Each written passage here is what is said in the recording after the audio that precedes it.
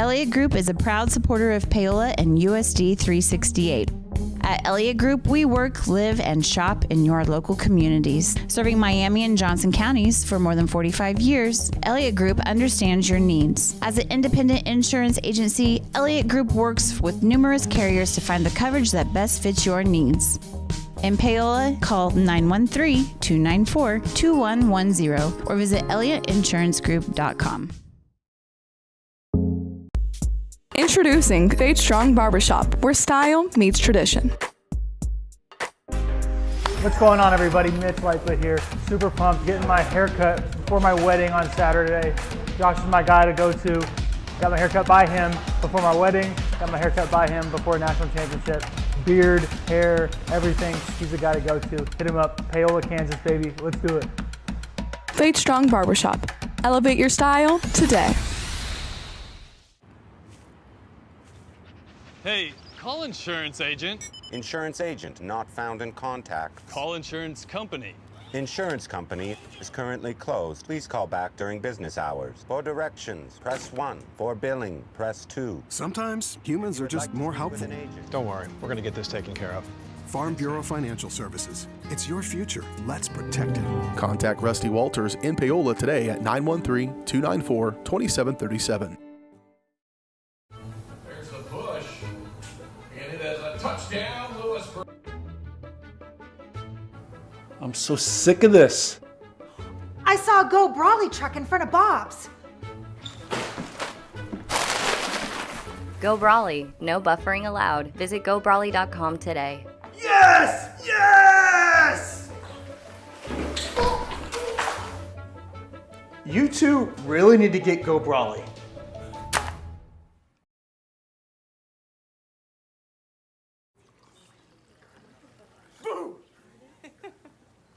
Hey, where are you going? Can't get by me. I'm number 1 in this class. I rule this lab. I'm number 1. Hey, I don't think so. Yes! Winner! I am the king! Woo! You wouldn't do it there. So don't do it here. Sportsmanship. It's up to you. What? Jerk.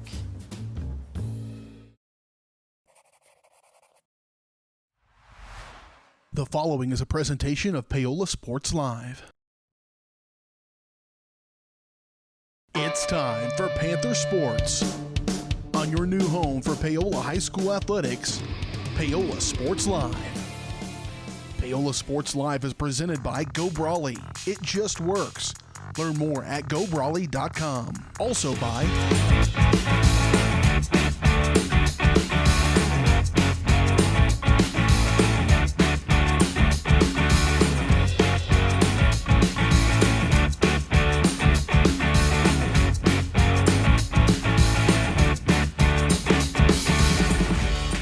This is Paola Athletics. On your new home for the Panthers, Paola Sports Live.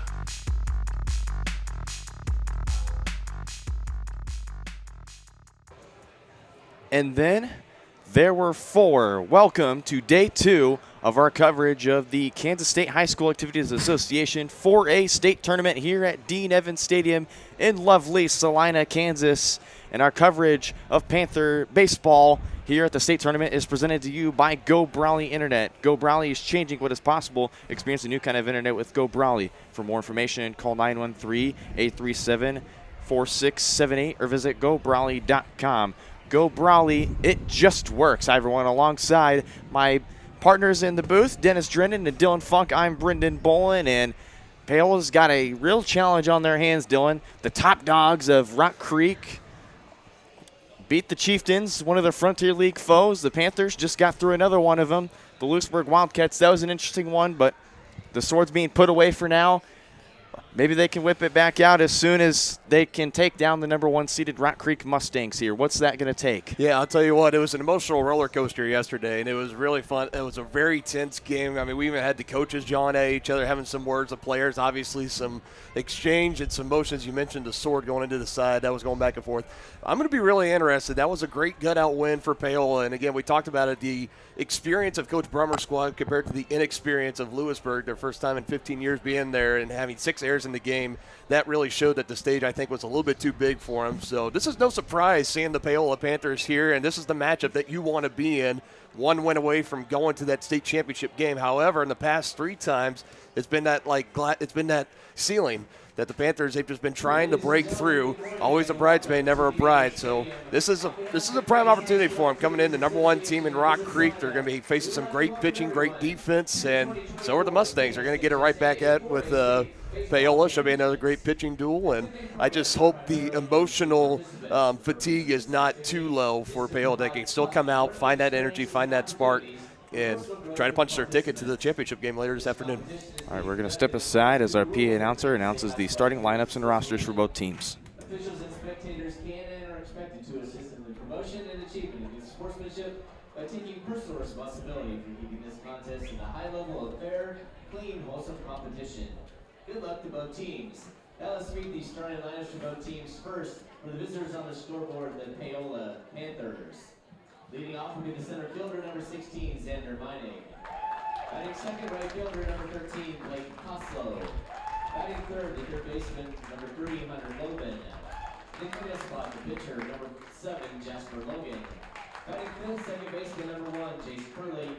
Batting sixth, the shortstop, number 4, J.D. Troutman. Batting seventh, the catcher, number 11, Roman Barnes. Batting eighth, designated hitter, number 9, Johnson Martell. Batting ninth, the left fielder, number 12, David Mercer. Now batting against the first baseman, number 17, Carter Koch. And coach for the Panthers is Tony Brummer. And now let's meet the home team on the scoreboard, the Rock Creek Mustangs. Leading off the third baseman, number 1, Donovan Medina. Batting second, the right fielder, number 6, Michael Zeller. Batting third, the catcher, number 9, Drew Becker. In the spots, center fielder, number 18, Brandon Canjo. Batting fifth, designated hitter, number 17, Brock Newbers. Batting sixth, the first baseman, number 13, Jacob Vandeska. Batting seventh, the second baseman, number 20, Casey McCarn. Batting eighth, the shortstop, number 2, Peter Martini. Batting ninth, the left fielder, number 7, Hunter Cockish. Running home today for Rock Creek is number 21, Cooper Seaman. And coach of the Mustangs is Shane Seaman. Ladies and gentlemen, at this time, I ask that you please rise and direct your attention out to left center field as we honor America with the playing of our national anthem. For more than 20 years, Gherkin Rental has been the place to go to get the job done in eastern Kansas and western Missouri. With a huge selection of quality equipment, from roll-offs to trailers, telehandlers to generators, power washers to popcorn makers. Experienced equipment professionals and clean, well-maintained tools to help you get the job done right the first time. Gherkin Rental. Stop by any of their 13 locations across the KC Metro or call 855-GHERKINS. That's 855-437-5367. Looking for a taste of home-cooked goodness and a welcoming hometown atmosphere? Look no further than Circle C Cafe in Paola. Indulge in mouth-watering breakfast that'll jumpstart your day, or savor the hearty lunches with farm-fresh ingredients that'll make your taste buds dance. Circle C Cafe, where delicious food and friendly faces come together. Stop in and see them at 1305 Baptiste in Paola. Circle C Cafe, hometown flavors, hometown pride. Find them at facebook.com/Circle C Cafe. It's easy to spot people who participated in high school sports and activities. Right on time. They learned important lessons like leadership, teamwork, respect. Hey, our meeting moved to 10. We'll be ready. Values that last a lifetime. We need to focus on 3 factors. Support high school sports and activities in your community. When kids take part, they get set for life.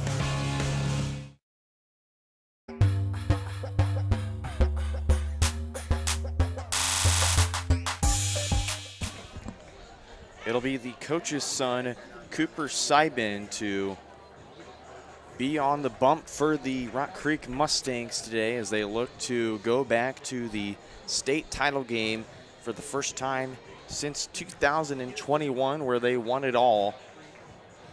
But Coach Seibin's going to ask upon his son to be the one to lead the way on the mound. This is going to be start number 9 for him in his 9th game pitched. Currently boasts a 7-0 record with a .64 ERA and 38.2 innings pitched, 44 strikeouts and 12 walks. He's given up 8 runs and only 7 of them been earned. So what do the stats jump off to you about this kid, Dylan? Well, I mean, you know, it's something when you're looking at this roster, and we were coming into today thinking after we saw Vinduska yesterday, and he's technically what you would call the third man in the rotation at a 7-0 record and a 2.75 ERA, a 2.76 ERA, in 39 and third innings against Tonganoxie, and still had a pretty solid outing, only allowing those 3 runs to come across. So that was the question: is it going to be Simon that comes in at 7-0 with a .64 ERA, or maybe they go Riker Zeller with a 5-0 and a .75 ERA. And obviously Simon gets the call here. Lubbers, they're probably going to try saving him. You know he's going to be available in this game, but you know they would like if they can get by with Simon in this one. If the Mustangs can get to the championship game, then you got Zeller and potentially Lubbers in that state championship game. So it's going to be a tough task for Paola. One of the key things after the game yesterday is they're going to have more than 1 run on the board, I do believe, by the time the 7th inning rolls around. You need to find a way to get the bat started earlier in this game, and you're not going to get the credit, I don't think, of getting 6 errors from this Mustangs defense. They are pretty well sound. Didn't have any errors in the game yesterday against Tonganoxie. So Panthers shouldn't be expecting any kind of help from Rock Creek in this one. They're going to have to try to make it happen. And Dennis, what's going to be the thing that the Paola needs to do early besides their offense? Well, most definitely on offense, they're going to have to be ready when they step in that box, because this kid's probably going to be around the strike zone. You may not get that many good pitches to hit. This one is fouled and out of play right behind the Paola dugout, and almost hit the athletic director, Darren Gagnabin, down there, but Meinig will fall behind the count 0-1, and yesterday against Lewisburg went 1 for 4. He had a walk and a strikeout and managed to get on base. Yeah, and then obviously on defense, Brandon, you can't have any errors. You can't help a good team giving them extra outs. That's just devastating at this level. 8 combined errors from both teams yesterday. Meinig will foul this one back of the netting. It's the pitcher's count 1-2 for Cooper Seibin. I mean, that mass amount of errors, that's almost mind-boggling to think about. I mean, in a regular season game, that's pretty crazy, but here in the state tournament, in a quarterfinal game, that is unbelievable. 1-2 is fouled towards the third base side, and Meinig will stay alive in the count here. Well, I think you talked about earlier, Dylan, that the stage was a little bit big for Lewisburg. It hadn't been here in like 15 years. Not the case with both of these teams. They're well versed with it being at the state tournament, so I think we're going to get their best efforts. Meinig will watch the breaking ball go down in the zone. It's an even count at 2-2. Here's Seibin's 2-2 to Meinig. Swung on, that's drilled in the left field. That's going to be a leadoff single for Xander Meinig. And you know what, those are the kind of at-bats right there, drawing them out a little bit, getting that pitch count up, ending it with a hit. That's a beautiful and a perfect leadoff hit for the X-Man of this Panther team. Can that be the spark that can get them going here, get those bats woken up early? Yeah, the more pitches you get to see in an at-bat, the better your odds are of getting a hit. Be Blake Koslow, the freshman outfielder. Showing bunt, but he pulls it back. Let's see if Paola's going to play small ball here. You got to figure that these coaches are going to figure runs are going to be at a premium here, so you may want to try and move them in scoring position as soon as you can. Meinig did not have a stolen base yesterday. He leads the team in stolen bases. Here's Koslow, a chopper to short. Martini scoops to second for 1, and that's all they're going to do. It'll be a fielder's choice for Blake Koslow. But the smart decision from Rock Creek to get the speedy threat of X-Man out on second. But Blake Koslow did have a stolen base yesterday. He has 6 on the year. As now it'll be Hunter Lothan to step up to the plate. And this one, Becker fumbles it there, and Koslow's into second.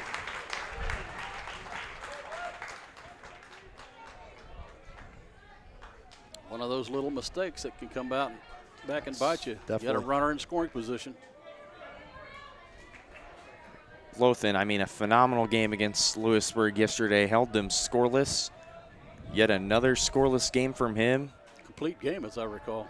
The second straight complete game in the playoffs. Lothan drives that one into right center. That's going to go to the wall. Coslow to score. Lothan goes to second, and he'll have a stand-up double. And that'll drive in the first run of the game. The Panthers are on the board in the first inning. That's exactly it for the second game in a row. Rock Creek seeing the opposition put up a run in the top of the first inning.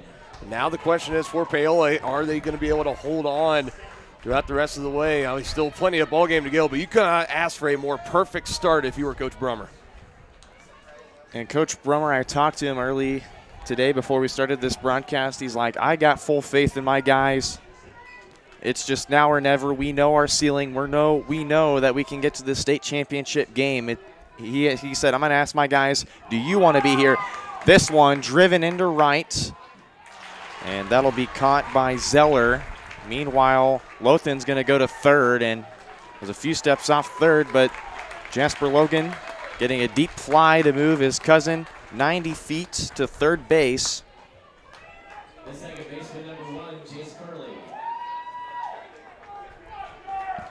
And now they're going to call upon Jace Kirtley. Kid's having a solid May so far. Went 1 for 3 against the Wildcats at a run. He walked and he had a stolen base as well. One of the 3 people who stole a base for the Panthers, and Curley takes the first called strike. It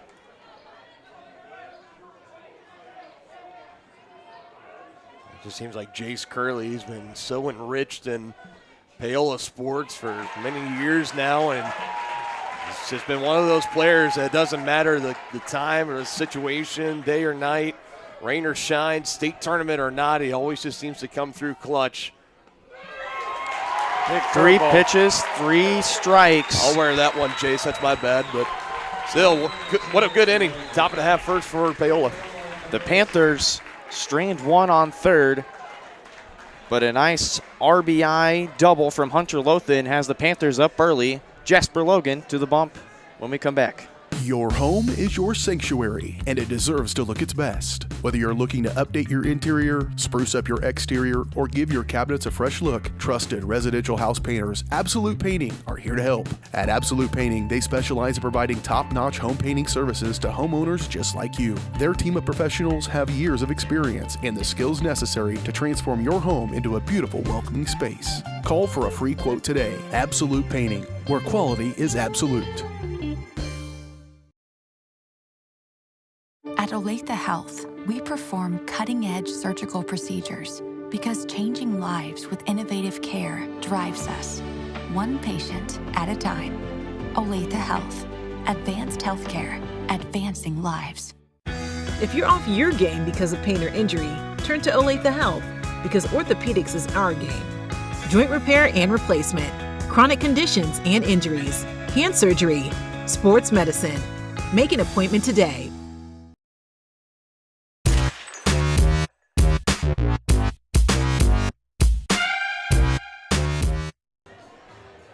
Who would have thought Jasper Logan will be on the mound for the semifinal game against the Rock Creek Mustangs, the top seeded, and a phenomenal season from Jasper Logan. Currently comes in with a 5-3 record, a 4.29 ERA in 42 innings. He's given up 37 hits, 31 runs, 20 of them earned, 50 strikeouts, which is the team lead, and 23 walks. And this is start number 10 for him. What do you like about Jasper Logan, Dennis? Well, it looks like he's got a curveball working, but it's going to depend on whether or not he can throw it for strikes. That's why Rock Creek pitcher threw 3 nasty curveballs for a strikeout. So it's going to be important that he get all of his pitches over for strikes because you don't want these Rock Creek hitters able to set on one pitch. Donovan DeBita, the leadoff guy for this Rock Creek squad, batting .311 and 74 plate appearances. Takes a first pitch strike from Jasper Logan. DeBita yesterday against the Chieftains, 0 for 2. He got on base twice with 2 walks, but he struck out twice. Heading to count 0-2 here. See if he's set him up here.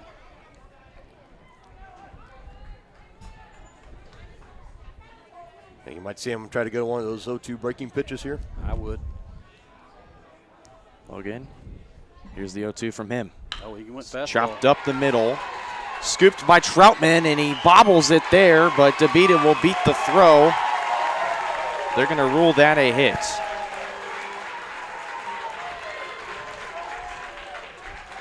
Yeah, I don't know. You know, we talked about it yesterday, the general scorekeeper here at Dean Evans Stadium. We said maybe a little bit courteous and a little generous as far as hits to errors. Yeah, no question about it. I think that's a routine ground ball. I would agree with you there. I do believe that was a routine ground ball. It's just a little bit of mismechanics there, but official scorekeep says they will rule it a hit. They squared the bunt, pulls it back. We've been seeing that a lot from hitters. DeBita was ready. Trying to go with a little bit of hit and run early here. You can tell for Rock Creek, they also got off to a slow start offensively yesterday, and I think that hit and run, that's an indication to me saying that they're trying to avoid that same fate here in this game. Yeah, and they definitely want to stay away from the double play. These two teams met up last year in the first round of the state tournament last year, and Paola was the ones who sent Rock Creek packing. It was a 5-3 game. And Hunter Lothan did actually pitch in that last game. Also did now graduated Keaton Matlick. But like you've been saying, there's a lot of experience on this roster. Logan will throw back to first. DeBita slides in safely.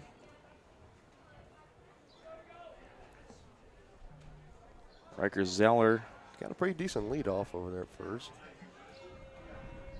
Zeller shows bunt, and he will bunt in fact. Hunt Lothan was ready. He'll throw on to first to retire Riker Zeller. Right there tells you Rock Creek thinks this is going to be a low-scoring affair. We may see a lot of small ball today, fellas.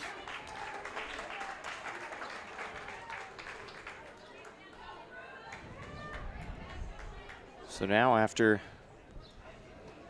Riker Zeller, it'll be Drew Becker, the catcher, with the team leading batting average at .391. He's driven in the most runs this season with 28 for the Mustangs. Another reason you bunt that runner into scoring position ahead of this young man. And Becker will wear this one, and he's going to go to first. Luckily, that was a breaking pitch.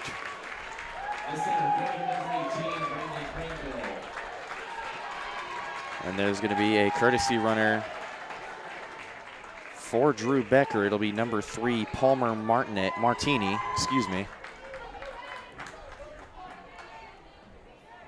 Saw Palmer plenty of times coming in yesterday as a pinch runner in that game against Tonganoxie. His brother Peter in the lineup batting 8th, playing shortstop. It'll be Brandon Cranebill, a very aggressive cleanup hitter for this Rock Creek squad, who's had quite a lot of extra base hits. He also leads the team in stolen bases with 22 here in his final year as a Mustang. First pitch takes low and inside for ball 1. This is already a pretty key at bat early in this game for Jasper Logan on bump. If you can find a way to get the out here.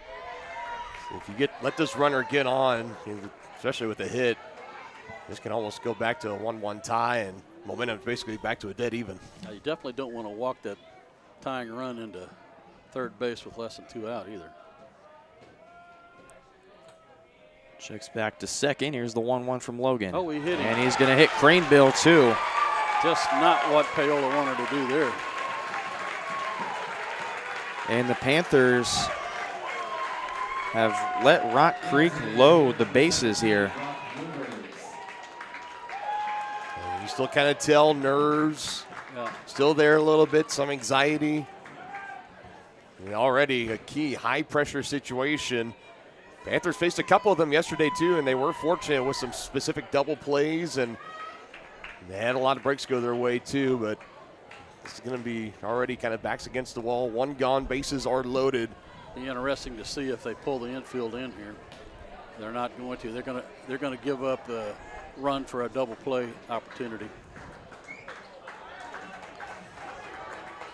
So Carter Kauk and Hunter Lothan are playing shallow towards the base, while Troutman and Curley at second and short are going to stay about even. Yeah, they're playing at double play depth. Logan fires in, first pitch, strike one to Dagan Vindusk, or sorry, it's Brock Lubbers up. And a guy that also, we talked about his performance, young freshman on the bump against Tonganoxie. Also, I believe, collected about a hit or two in that game. This one grounded past Kalk at first. That's going to get into right field. Koslow throws it in, but meanwhile, Rock Creek has tied this ball game at 1 apiece. He hit that right off the handle, but it found a hole.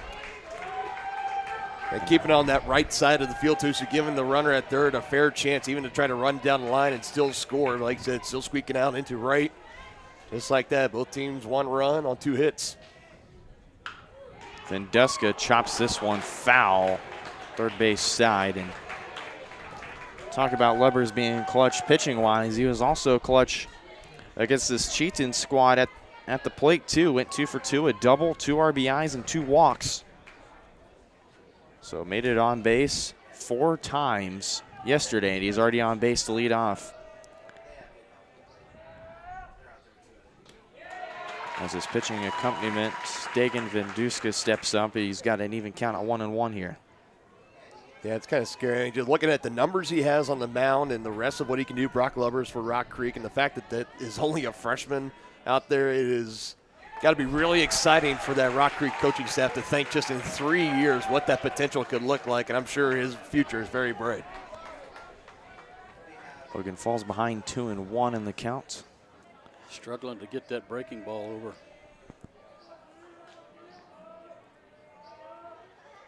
That was a fast this one, ball. it's flown into center field. And Meinig, nice job to track it down, but that's going to score a run and move Craneville from second to third. He did his job.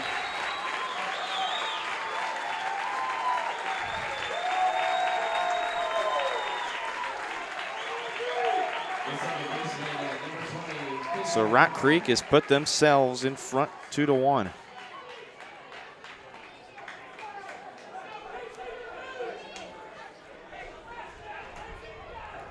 It was a nice at-bat, like you said, from Vinduska to really drive in that run. He's already got the Mustangs ahead. We're on batter number 7. This is Casey McCarn.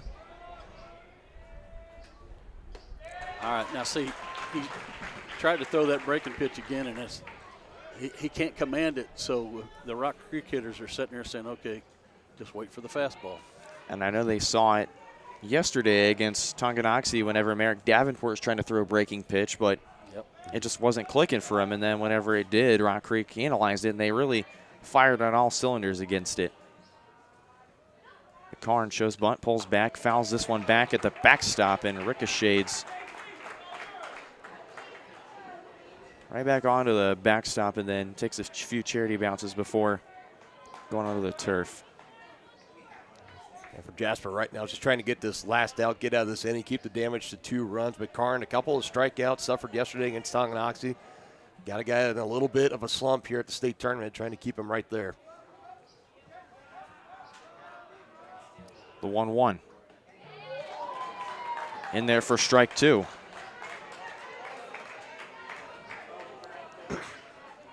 Time called as Barnes wants to talk to his ace here about this next pitch. It's a crucial pitch. It's a 1-2 count with 2 away. You got runners on the corners.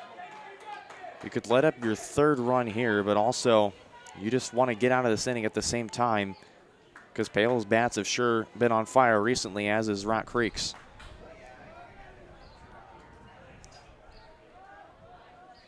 The 1-2 to McCarn. Taken high, 2-2. 17th pitch in this inning for Jasper Logan. And Seibin threw only 14 in that first inning. Here's number 18 from Jasper. Breaking pitch just high, but Lubbers will go to second. Pretty smart there, runner at third. No need to try to force that throw to second, get everybody caught off guard, and allow him to try to run down the line. Just put it in your back pocket. Still in a 3-2 count. You have a base open, so if he's able to get on, but then you're back in a bases loaded jam with 2 gone. Greenville at third. Slubbers at second for Rock Creek. Logan's 3-2 to McCarn. Swung on, that's flown into shallow center. Koslow, the one to call for it, and he makes the catch in right field. And that'll take care of the Mustangs. But however, on 2 hits, they score 2 runs. It's a 2-1 ball game. The Mustangs take the lead. We go to the second inning next on Paola Sports Live. HERS Incorporated in Spring Hill is your area's premier small engine repair shop. Before you replace that faulty trimmer or mower, let our experts get you back to work. And if you are in the market for a new handheld, we carry Maruyama and Red Max trimmers. Plus, HERS is still the best place for hydraulic hoses, cylinder repair, and mechanical control cables. If that's not enough, we're also a UPS drop-off location. To learn more, visit us at hersinc.net, call 913-247-3530, or just stop on by. Hi, I'm Katie Casey, and I'm honored to be a third-generation realtor in our Crown Realty family. My dad and grandparents started Crown Realty in 1973, and since then we have grown to become one of the largest brokerages in the Midwest. We now have 8 office locations and over 150 agents covering about 20 counties across Kansas and Missouri. Reach out to us today to experience the Crown Realty difference, where we are committed to treating our agents like family and our clients like royalty.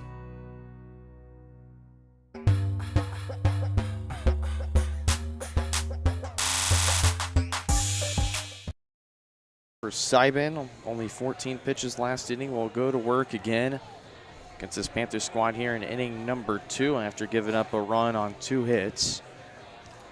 Umpire's waving at the scorekeeper for some reason. Trying to get the music cut off. Oh.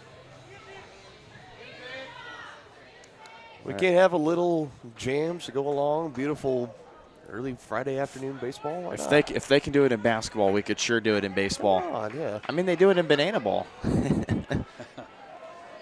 You know, fellas, to recap that last half inning. Do it. 2 of those.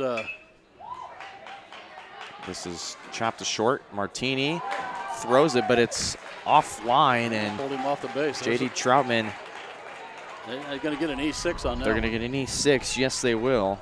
Those 2 runs that scored, the first one was on a questionable hit, and the second one was on hit by pitch.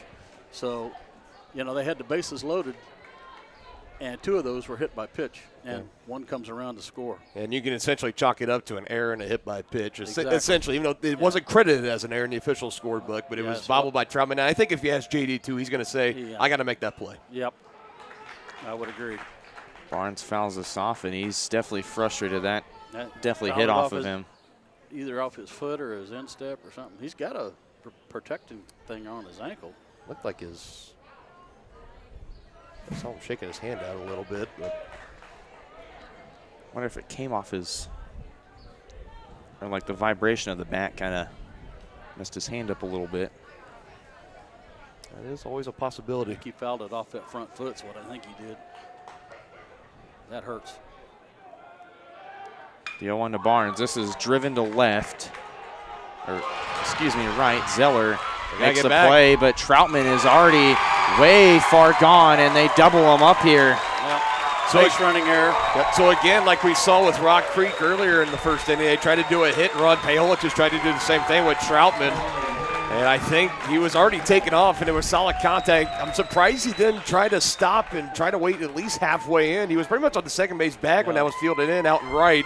Yeah, that's tough for getting your leadoff man on for Paola. Now all of a sudden, that's a costly old-fashioned 9-3 double play. I know you love that, Denny. Yeah, even on a doesn't matter if it's a hit and run or not. On a play like that, the runner goes halfway until he sees if the ball's going to be caught.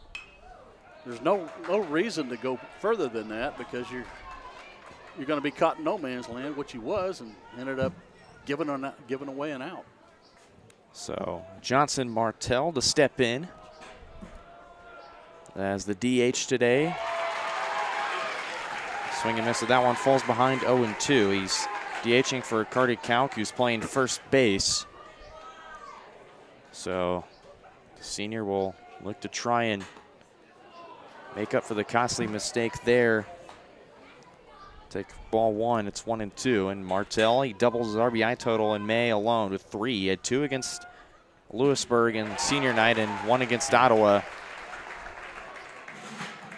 That nasty breaking pitch, barely just getting a piece of it off Seibin. And that's the difference. Seibin's been able to get all of his pitches over for strikes. Another 1-2 to Martell. Swung on, that sits a short. Martini fields it. Throw on to first is in time, and the Panthers go down 1-2-3 in the second inning. We go to the bottom of the second. Rock Creek still leads 2-1. Jasper Logan back to work.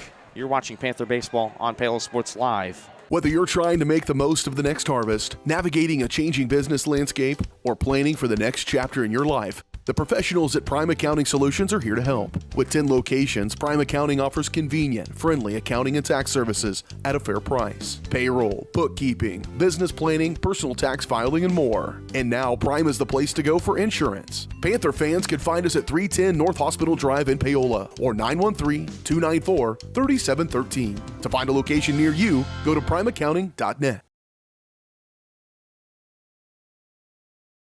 Hi, I'm Dr. Aaron Stoes with Paola Vet Clinic. We'd like to thank you for trusting us with the care of your pets and large animals. At Paola Vet Clinic, we're proud to be your hometown veterinarians who know and care about your family. We provide cutting-edge diagnostic services, digital radiology, ultrasound, and in-house same-day blood work, chiropractic, and reproductive services. Come in and see us at our new location here in Paola in the Industrial Park with indoor cattle and equine facilities complete with a hydraulic tip chute. With a team of 11 veterinarians, our commitment to this community makes Paola Vet Clinic the vets you can trust.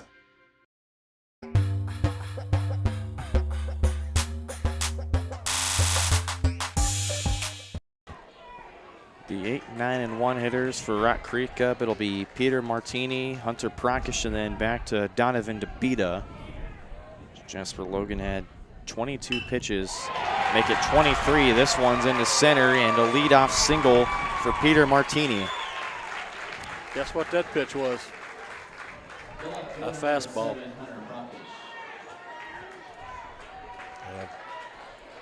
Got to assume that's going to be the mindset for all the Mustangs moving forward. Seeing dead red, looking for it.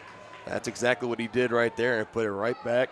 Yeah, you step in that batter's box looking for the heater. If you get it and it's in the zone, you better hit it. It's Hunter Prakish. Against the Cheetahs, went 2 for 4 at a double. They scored 2 runs and a stolen base. And we didn't really see Rock Creek steal many bases. From what their statistics show, they steal a lot of bases. They have over a combined 50 stolen bases on the year as a team. Yeah, they've been playing small ball. He showed bunt last time. Looks like he squared again. Prakish squares, pulls back, but it's in the strike zone. It evens the count at 1-1. You can see over there at the third base, he's coming down the line. He's going to be ready for it if it's put down. Rock Creek takes their time. They check their wristband to get the sign from coach and then go to work here. Prakish shows bunt.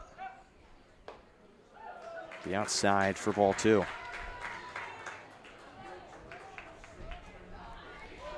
Prakish is one of the 3 Mustangs with a home run on the year, joining Mac Lee and Drew Becker, the catcher.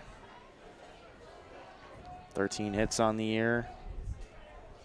11 RBIs and 24 runs. Runner goes to second, and Martini's going to steal second.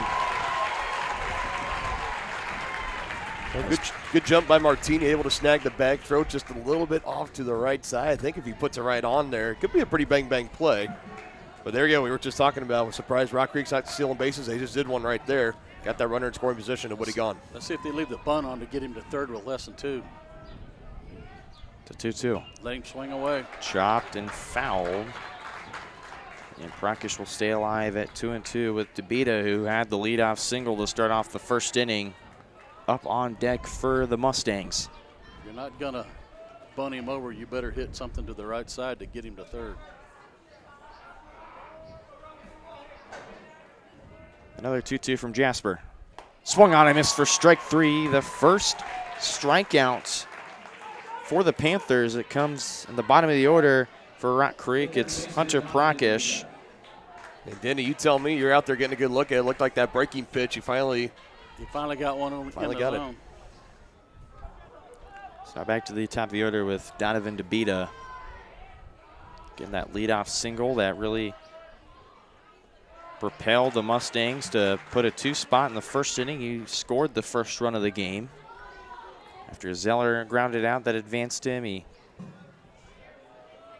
Decker got hit by a pitch, and then they just kept the line moving. And this one about hits DeBita there way inside. 2-0 is the count.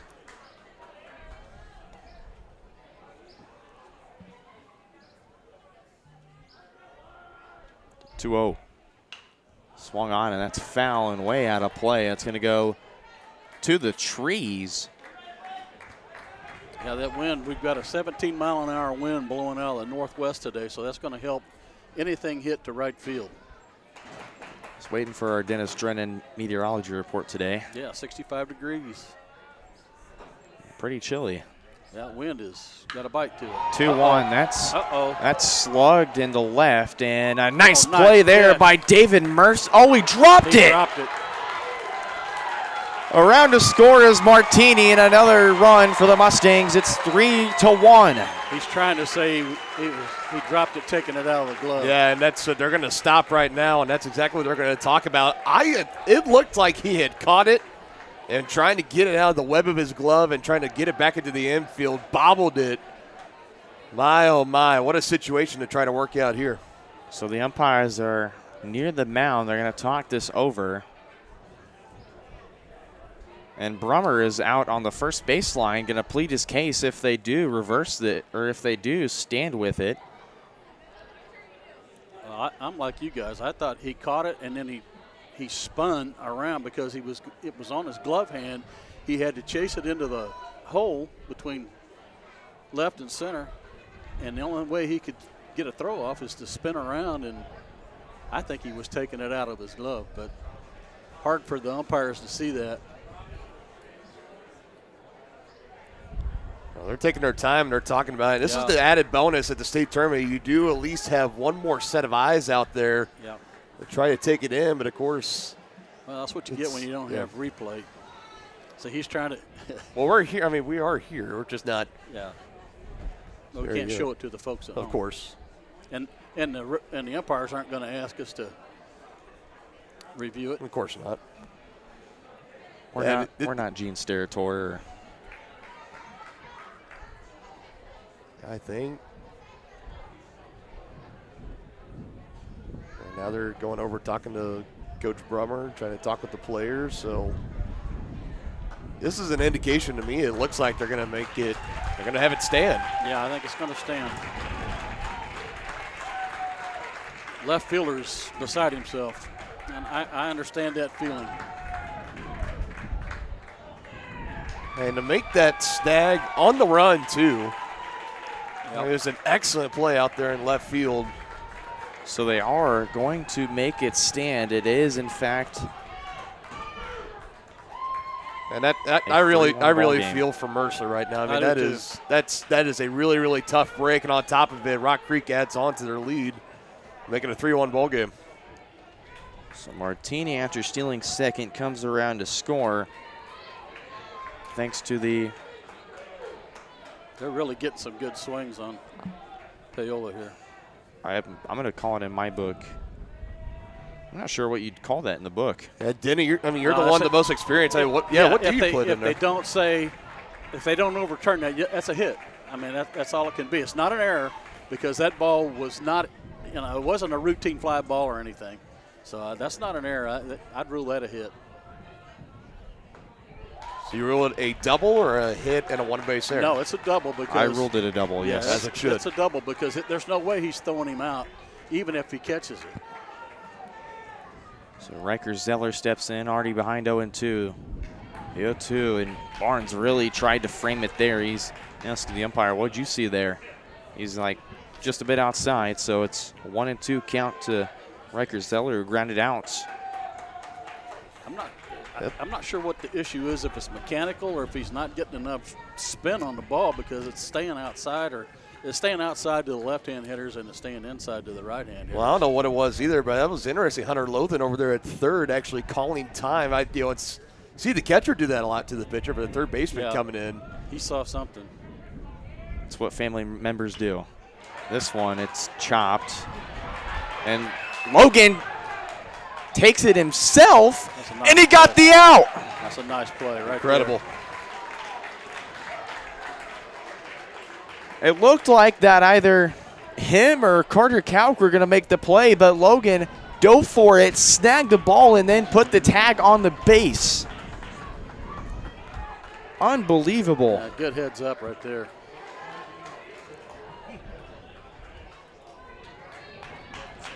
Sometimes those are the kind of plays you gotta dive out for. Wanted to try to punch on, move on in advance. Yeah, there's no tomorrow, so. Well, I mean, they are guaranteed at least one more game after this. It's just that's the fact. We're done after today, Dennis. Yeah, there is no tomorrow. Yeah, I told you. Yeah. Our tomorrow is going home. We both were right in the end. Hey. He's really struggling with that breaking ball. Logan behind 1-1 to Drew Becker, who he hit last inning. This one inside and jammed. It's a 1-2 count now to the junior catcher.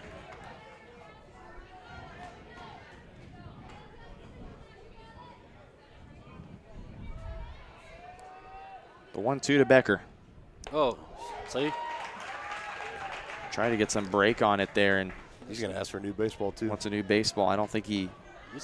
Maybe he needs a rosin bag out there.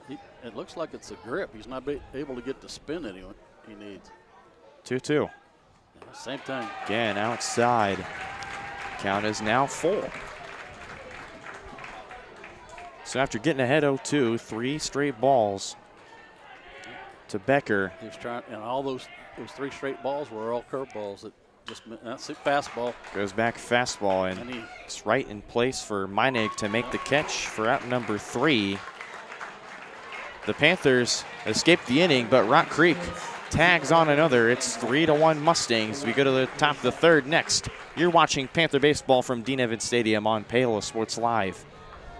If you're going to wear jewelry, shouldn't it be as unique as you? At Wilson's Jewelers, they can bring your ideas to life. Wilson's can also put old stones in new pieces, or new stones in old pieces, or even just repair what you already love. Wilson's Jewelers brings quality service and old world craftsmanship to the area by learning from jewelry masters from around the world. For 30 years, Wilson's Jewelers has been family owned and operated. When it comes to your adornments, trust Wilson's Jewelers, your personal jeweler.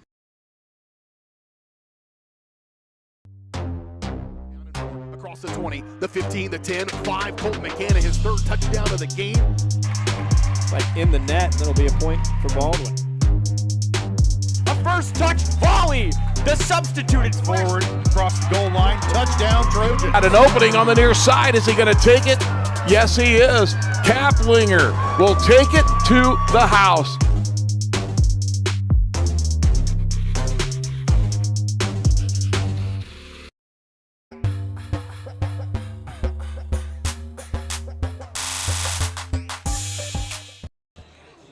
Sybin, only 22 pitches in 2 innings for him, and Logan escapes off to a rocky start for him. He's gonna go in the dugout and take some time before he's up. He's up 5th, as it's gonna be the 9-hole hitter David Mercer, and then back to the top of the order with Meinig and Koslow, and then Jasper Logan's cousin Hunter Lothan will be up if anyone gets on. As again, we were talking about it over the break, we can kind of feel the frustration of David Mercer, but it's very hard to make calls, especially when you don't really have a set of eyes in the outfield. It's more the infield. Yeah, that's a shame.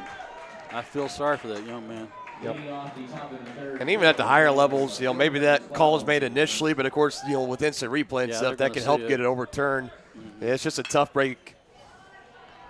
Chop to third, DeBita throws to first for the first down. Well, at that level, or even at the next level, but at the pro level, for sure, they have cameras everywhere. So they'd be able to switch to a camera to show exactly what happened when he reached into his glove. We don't have that luxury. I wish. So back to the top of the order with Xander Meinig.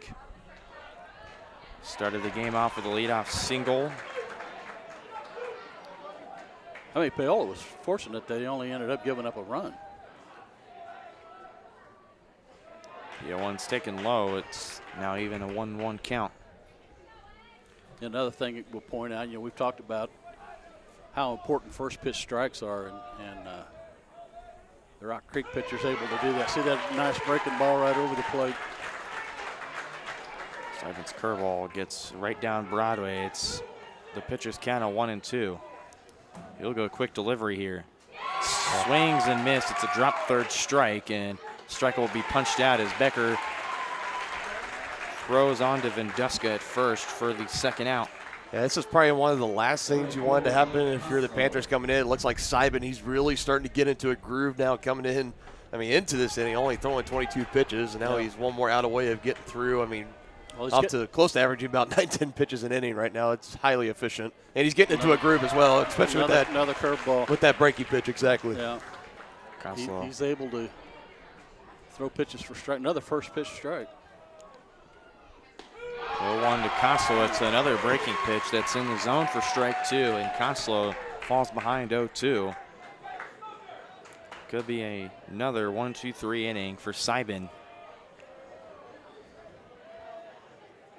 Take his time. Here's the 0-2 to Koslow. Through another one.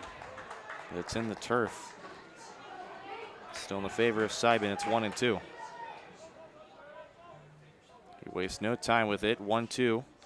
Way outside.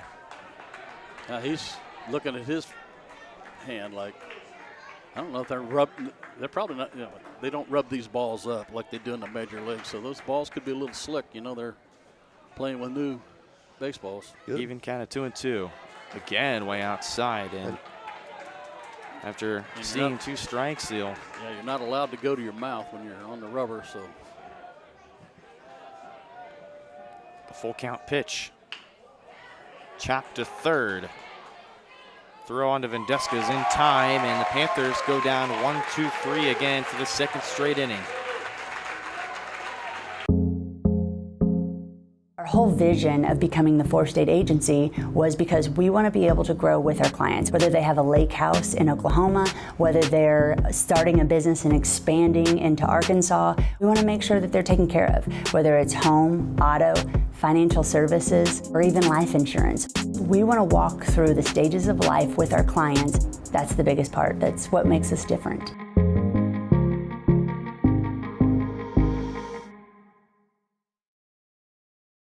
Strode Orthodontics is creating beautiful, healthy smiles. Dr. Claire Strode and her staff have decades of combined experience, offering clear and metal Damon smile braces and Invisalign clear aligners for teens and adults. Dr. Strode tailors your treatment to meet your specific needs with 3 convenient locations in Olathe, Overland Park, and Spring Hill. Strode Orthodontics is ready to give you the beautiful smile you've always wanted. Call for your free no-obligation consultation, 913-491-3400, or visit StrodeOrtho.com.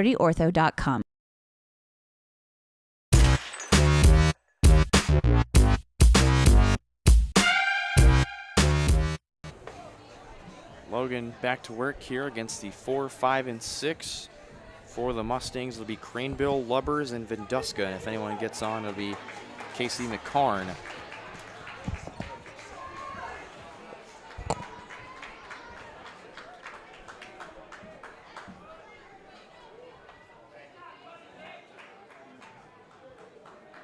So Cranebill up. He was the second batter to wear one of Jasper Logan's fastballs. Curveball over for a strike. Logan, it's all about just trying to find that curveball grip.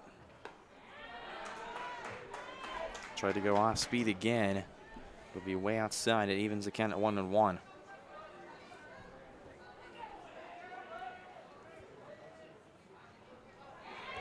Outside and out of reach of Roman Barnes behind the plate. It's now up to 2-1, and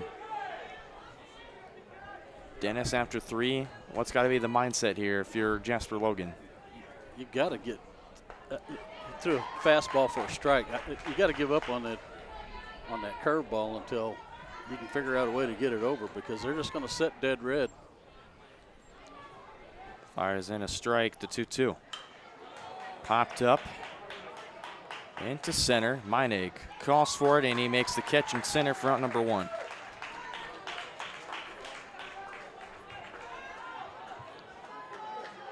Designated hitter, Brock Lubbers.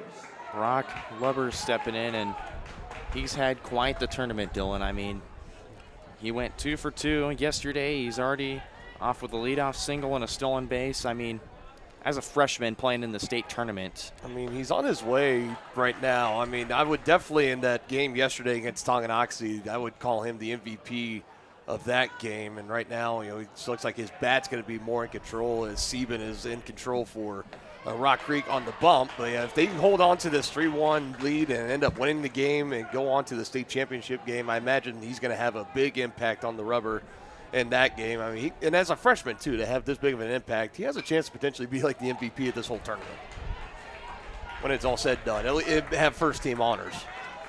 Yeah, I think that's probably, without a doubt, first team. I know the all-tournament. All-league honors have been kind of thrown around a little bit in the softball world. As baseball, I've not seen anything yet, but I assume once the tournaments are all said and done, it'll take about a couple weeks for those to be published. So yeah, I'd imagine at least, if not later tonight or in the morning or afternoon of Saturday. The 1-2, that's going to get the zone, and strike 3 is called. He'll sit down Brock Lubbers. He got that breaking pitch over that time. And that's got to feel good if you're Jasper Logan to strike out one of the best hitters in the tournament so far. Yeah, I'm on that breaking pitch too, hoping seeing that can try to restill some of that confidence. Goes back to it and fires in strike 1. Yeah, he's finding the groove now with it. Venduska at an RBI. It's that sac fly. Drove in the second run for Rock Creek, scoring Palmer Martini, or Drew Becker, who was pinch rained by Palmer. 1-1 goes back to the curveball, and he gets it in the zone. That's about like 3 times in a row he's gone to that big hooking curve. It starts on the inside. Hitters thinking it's going to go inside, maybe possibly hit him, but it turns right on that inside part of the zone. That's perfect placement. Yep. And he hit him. Well, tried to go back to it again. So it's the 3rd time that Jasper Logan's hit somebody in this ball game. It'll be yesterday's pitcher, Dagan Venduska, to go to first here with 2 outs. I don't necessarily blame him on that one either. I mean, it looked like he was finally starting to get in that groove, get that consistent inside part of the zone. It just left it a little bit too much inside as it clipped the batter.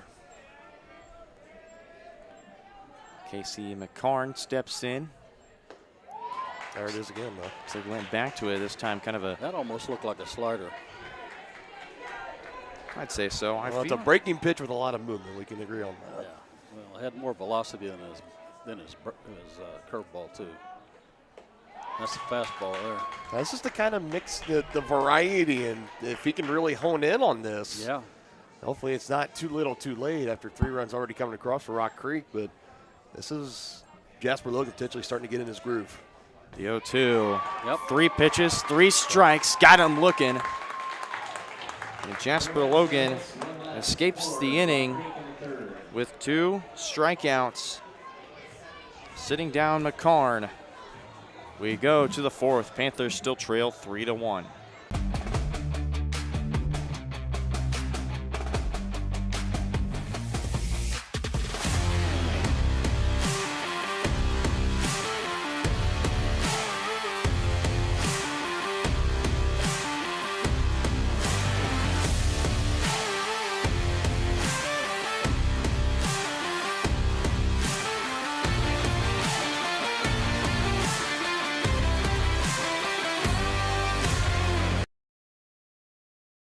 There are two things in your life that you are in total charge of, your attitude and your effort. Let Revive Paola boost both. Revive Paola is your friendly local health bar, making made-to-order drinks to keep you going. They have a ton of options: a smoothie bar, specialty teas, healthy shakes, caffeine-free options, and even some sips for the kids. You can customize your order with delicious and healthy extras. Please be sure to ask about Revive's nutrition coaching. Put some extra pep in your step with Revive Paola.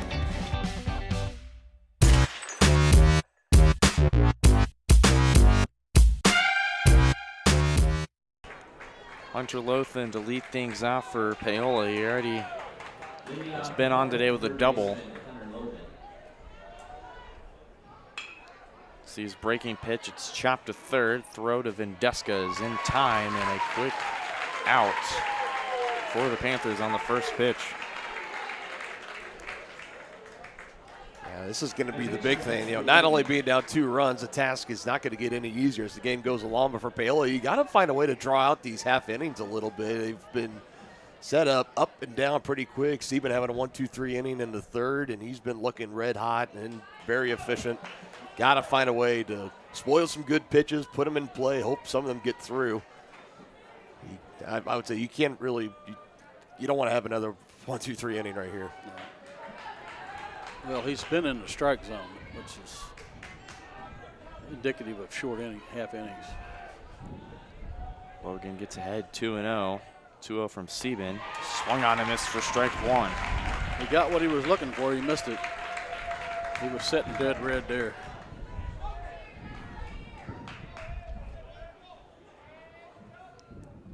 Two-one. Swung on and chopped. It's going to get past Abita at third. After his cousin Hunter Lothan couldn't get on, Jasper Logan gets it going with a 1-out knock into left. The second baseman, Jace Curley. That's all that needed. If you're looking to put together a rally in an inning, it's got to start with that first hit. Yep.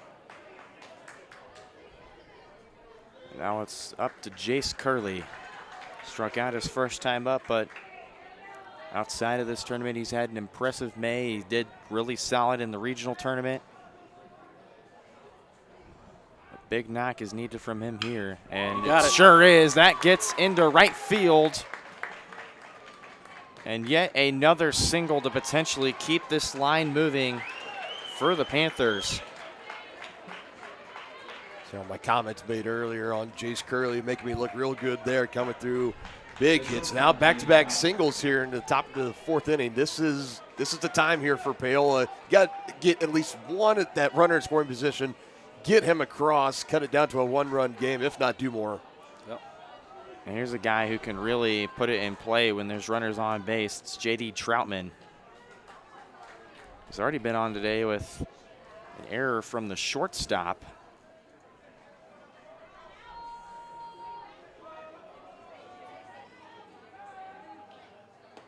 This one taken inside, and it's going to be called strike one. Definitely hit the inner part of the zone, but Troutman backed away, and the umpire really had a nice look at where the location of that one was. The 0-1 up the middle. That's going to get into center. They're going to send Jasper Logan. The throw to the plate over his head. Curley holds at third. J.D. Troutman delivers. It's 3-2.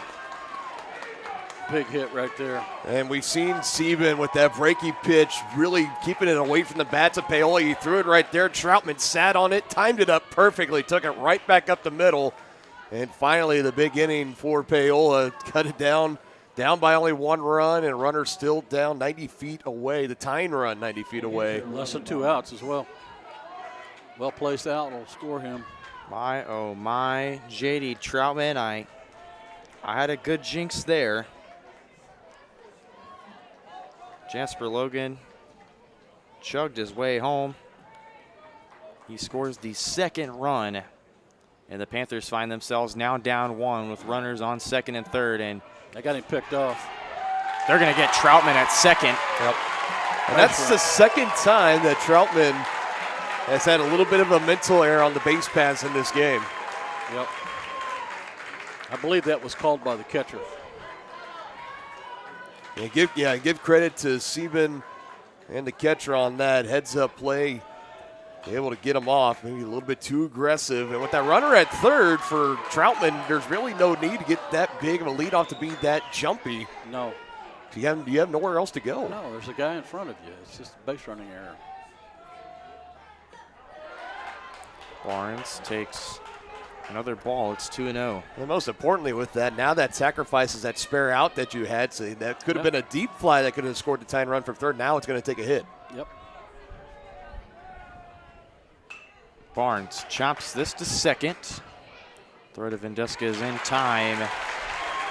And that'll take care of the Panthers. And Barnes really was hoping he'd get on, but the Panthers cut the lead to 1. It's 3-2 as we go to the bottom of the fourth here from Dean Evans Stadium.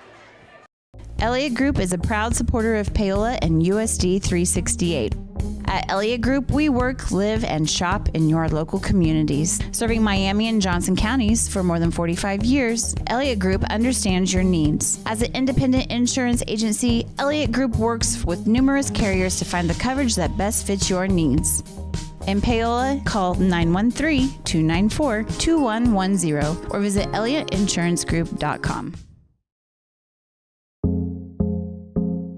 Our whole vision of becoming the 4-state agency was because we want to be able to grow with our clients, whether they have a lake house in Oklahoma, whether they're starting a business and expanding into Arkansas. We want to make sure that they're taken care of, whether it's home, auto, financial services, or even life insurance. We want to walk through the stages of life with our clients. That's the biggest part. That's what makes us different.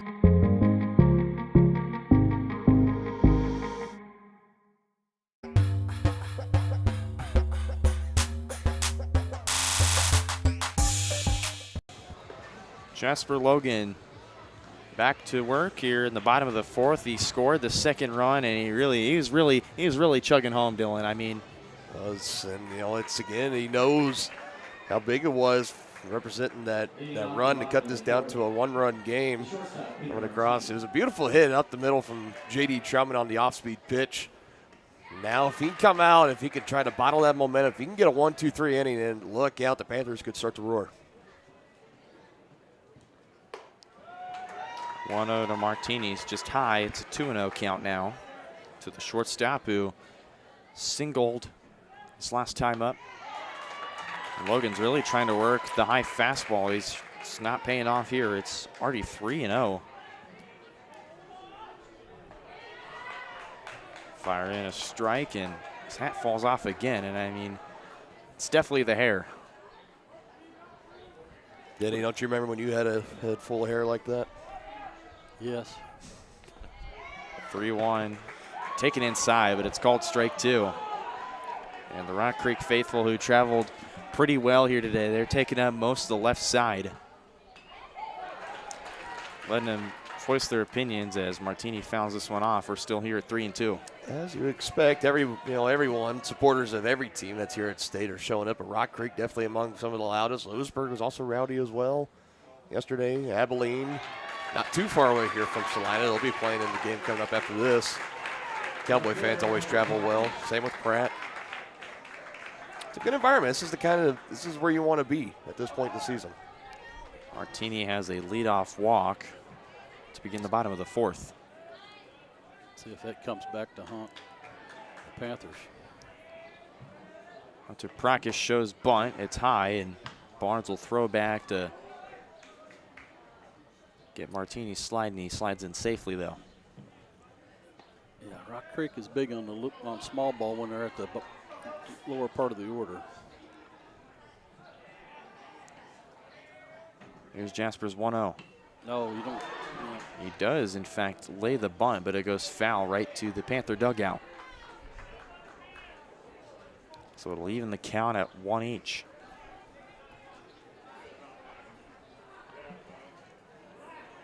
For Rock Creek, we talk about how amazing of a season they've had. 26-1 record coming into today.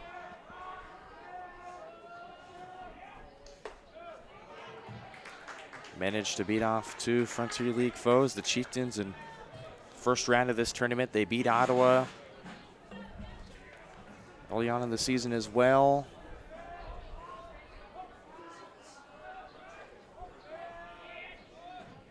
Prakash showed bunt, pulls back. Counts at 3-1 now.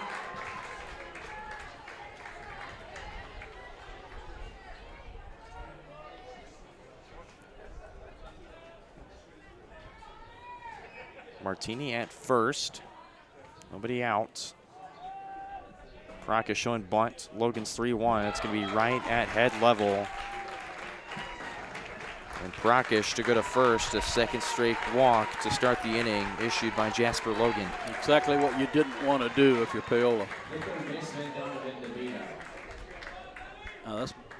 Is this back to the top of the order? It is back to the top of the order for the third time today. It's Donovan DeBita. It'll be interesting to see if he puts the bunt on here to try and get that runner to third with less than 2 outs. He's 2 for 2 today, a single and a double. So he's probably not going to take the bat out of his hands. Just as I say that, he bunts. DeBita bunts. It's right to count. And Curley manages to step on first in time to take care of DeBita as he'll move both runners 90 feet. That was about a half step away of beating it up the line himself, too. Slow roller right up the first base line. That's exactly what you want. Yeah. You're trying to put those down. No sweat for the other two on base. Advance up 90 feet. Now both of them in scoring position. And the 2, 3, 4 hitters coming up. Yeah, this is going to be, we're going to look back. We'll see how this inning plays out. But you lead off with 8 and 9, and you walk them back to back. And now both of them in scoring position. Meat of the order coming up. This could potentially, the little momentum that Paola was starting to build up, could get wiped out. It's Riker Zeller up. He's 0 for 2 today. And as I say that, he drives in into right. That's going to score 1. That's Martini. So an RBI single for Riker Zeller. It's 4-2 Mustangs. It looked to me like he was sitting on that breaking pitch.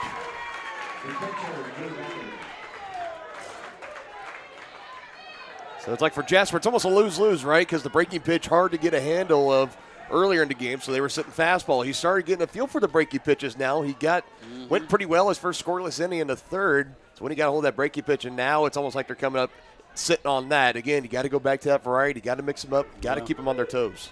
If you don't, it's going to be a long afternoon.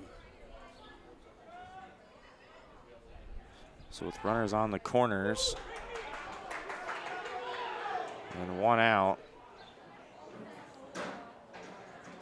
And I think one of the coach for the Mustangs thought that was a balk from Jasper Logan. Yeah, I mean, they were coming out of the dugout. I thought it was close as well. I'd say he just slipped. I don't think he came set before he did that. No.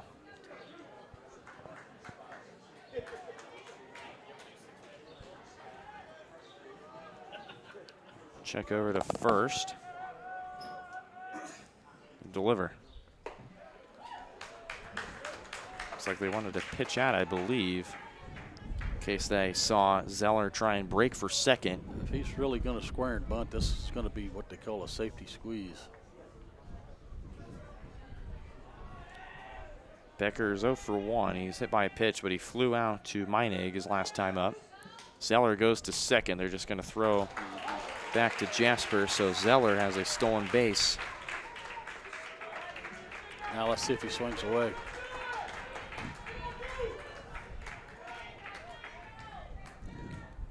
So Drew Becker now with a 1-1 count.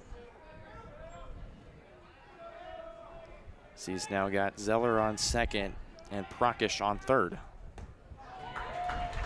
Logan's 1-1 is outside. It's 2-1.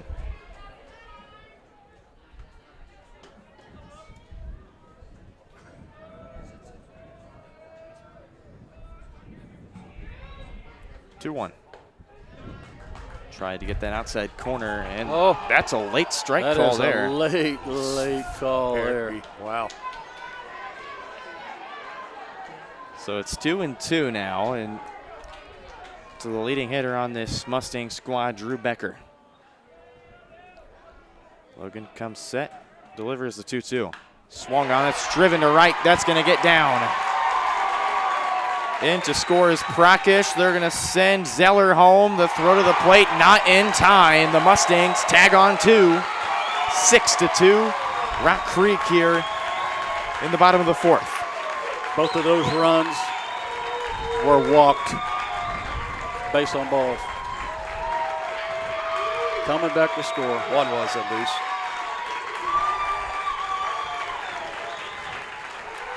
And the Mustang faithful can hear it, and now Coach Bremer is going to go up to the mound to talk things over here. And Bremer's like, how much you got left in the tank, I believe. What do you think this conversation's probably going to be, Dennis? Well, I guess he's going to ask him how he feels, but I think he's got to have a short hook here because they're teeing off on him now. I mean, we've debated about it. We saw it yesterday in the game with Tonganoxie and Merrick Davenport. He said they were going to ride him till the wheels fell off. They did. And, it's always the question of, did you wait too long? Did you leave him in there too long? And at this point, now back down by 4, largest deficit in the game for Paola. Yeah, and with the way Rock Creek's pitching, it's going to make it tough. The cleanup hitter, Brandon Cranebill. He'll square bunt. Gets this one. Logan fields it, and he's safe. He beat out the throw. Cranebill with his speed beats out Logan's throw to first, and the safety squeeze there sure worked for Cranebill. On the first pitch he saw too. Yeah, this has the makings of just an absolute monster inning for Rock Creek, and they can really put this one away if they keep adding on. Already 3 coming across. Now it's Brock Lubbers who. I think Coach Brummer, he might be making the change. And Coach Brummer is already out of the dugout.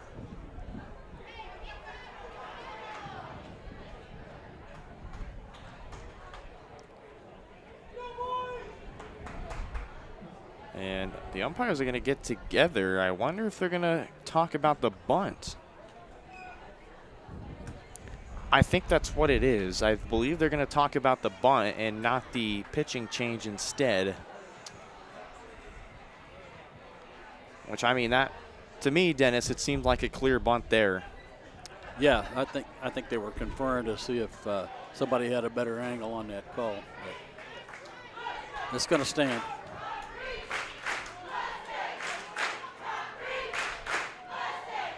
The Rock Creek Mustangs are erupting here at Dean Evans Stadium as they put themselves up by 4 here. A 3 spot in the 4th inning after being shut out last inning. And Jasper Logan's surely got his work cut out for him now as Brock Lubbers, he's already got a single off of him. He struck out his last time up, but he's been real lethal with the bats in this state tournament. Rock Creek looking to go back to the championship game for the first time since 2021.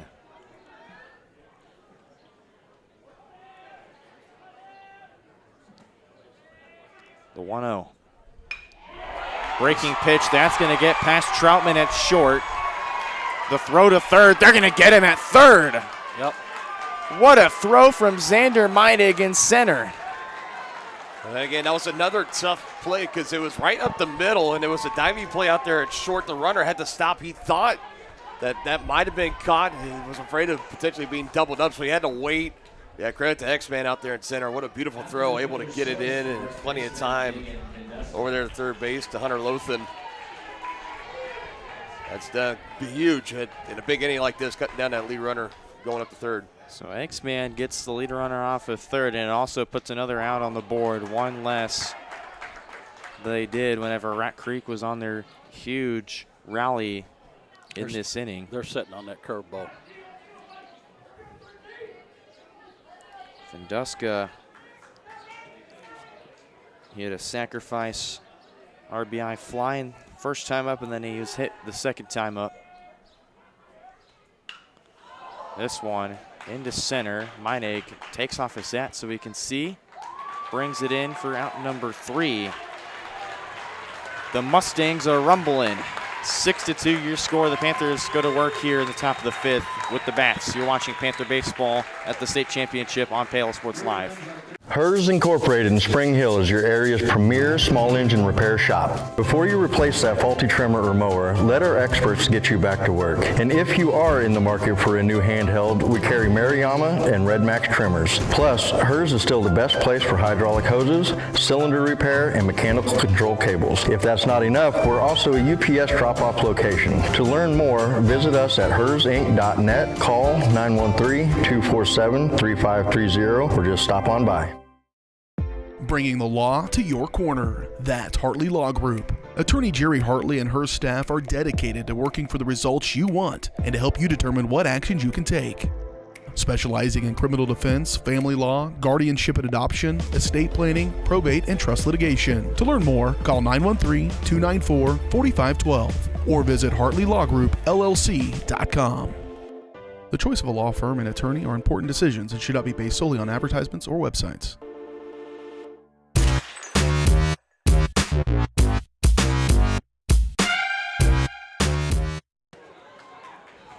After 4, the Mustangs put up a 3 spot in the 4th. They had scored 1 in the 2nd and then 2 in the 1st inning. And Seibin's only been giving up a run every 2 innings. It's only the 1st and the 4th inning the Panthers have been able to scrape a run out as the Johnson Martell to step up. It's him, David Mercer, and then back to top the order with Xander Meinig. Martell fouls this right off him.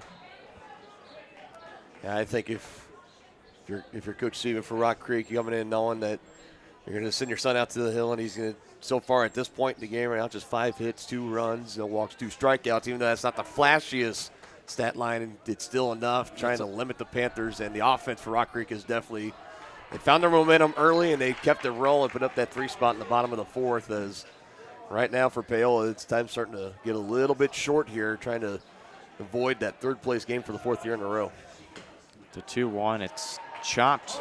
Oh, what a And Seibin couldn't really field it, and Martell beats out the throw. You see the spin on that ball? Yeah, I mean, what can you do there if you're Seibin? I mean, there's nothing that you can do. Nope. You just say, uh-oh. And definitely the turf. I feel like turf playing surface is always, at some point, have an awkward bounce to them. I mean, awkward bounce, some weird spins. It can happen. That ball was hit on the end of the bat. It had a lot of spin. So Martell to the bench, and it'll be Reese Hauser to run at first. This will be the 9-hole hitter, David Mercer. Now, if you're Paola, you've got to take advantage here. You get down to your last 9 outs. And Hauser had an impressive game 1. He went 2 for 4, 2 singles. He doubled his hit total on the season. He had only 2 hits going into game 1 of the state tournament. He managed to collect 2 yesterday off of Lewisburg.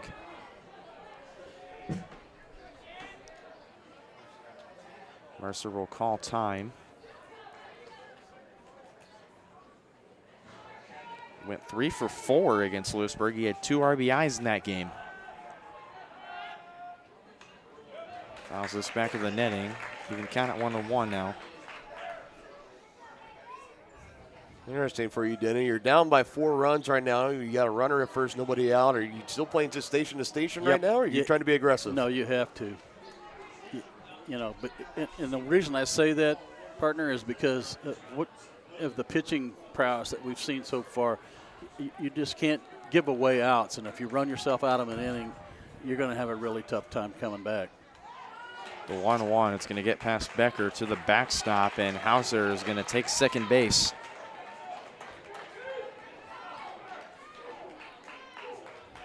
So now better count for the left fielder, Mercer. Now, if you were only down by a run, I would say differently, but being down by 4, it really takes the aggressiveness away from the base pass. Sure. Whoa. That curveball way behind Mercer. They're really, both pitchers struggling with the grip today. It doesn't look like, I'm not seeing like a rosin bag or anything. No, I'm surprised they don't have something out there. Or at least in the dugout so they can try. But that can also be a little suspicious. This one fouled right off of, I believe, the awning and then into the grassy burn behind Paola's dugout. Disrupted a couple of nesting birds up there, I know that. They've been building a nest for the last 2 days. Count is full. Stevens got a runner on second. Here's the 3-2 to Mercer. This one chopped past him. It'll go to second. And he bobbles it at second base, so. Yep. That's what Paola needed right there. That's going to be an error in the book. Yep. And they will call it an E4, as that was Casey McCarn. So it'll put runners on the corners now. And right back what we were just talking about a half inning ago for Paola, that you got that run across, you were down by 1 run, and you wanted to go out and have a quick inning. Well, same thing here for the Mustangs. 3-spot put up, and that's going to end up being the day for Sieben. Yep. And out comes Dad to say, son, your time's come. He's not happy about it either. So why is he taking me out? So they Young man pitched a good game. They do have somebody going into right field, which I'll collect that. But we're going to go to break here as they sort out this pitching change.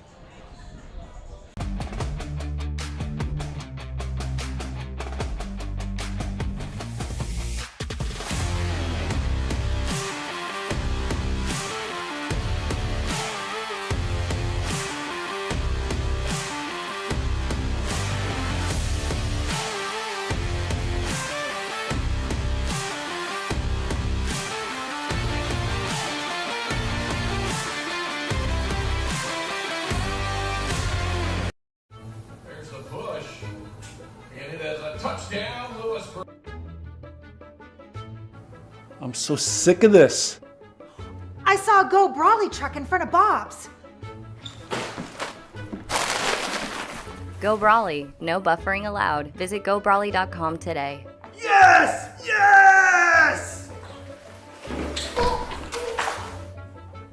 You two really need to get Go Brawley.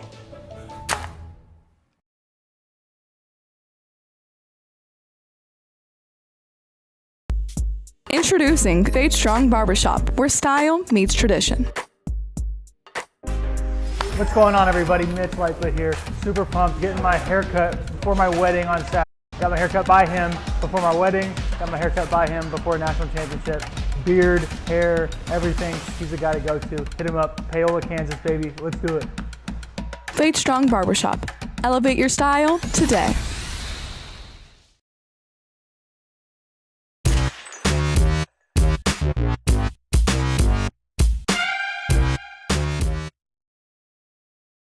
So a couple changes defensively here for the Mustangs. It'll be Riker Zeller on the mound, which I figured they could have went with him in the state championship game if they do go. But it looks like they'll give him some relief time, and looks like they'll let Brock Lubbers get some relief. So Riker Zeller comes in a 5-0 record, a .75 ERA in 35 innings. This will be start number 5 for him in game number 11 he's pitched in. He's allowed 23 hits, 7 runs, 5 of them earned, 39 strikeouts and 10 walks for him on the season.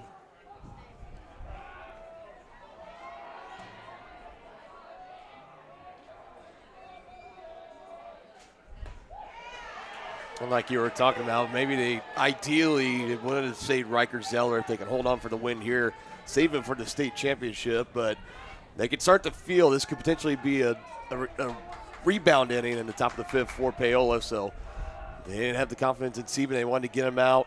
He put Zeller in there. If he can come in and slam the door, it's all hands on deck. Meinig grounds it to third, and it's thrown offline. Ah, Paola needs to make this hurt. And into score. That was Reese Hauser. And Paola's found another run here in this inning. It's 6-3. About 2 errors in this inning as well for Rock Creek. Shades of the game yesterday against the Wildcats. That's now 3 errors for Rock Creek, none thus far for Paola. And we talked about, and they're at the top of the order too. And we talked about how Lewisburg, we said those 6 errors, Paola didn't really have enough offensive productivity as they would have liked to, for the matter that Lewisburg had 6 errors all on the left side of the field. Now Rock Creek has half the amount of errors that Paola has, and they've got about the same. They had the same amount of runs they did in game number 1.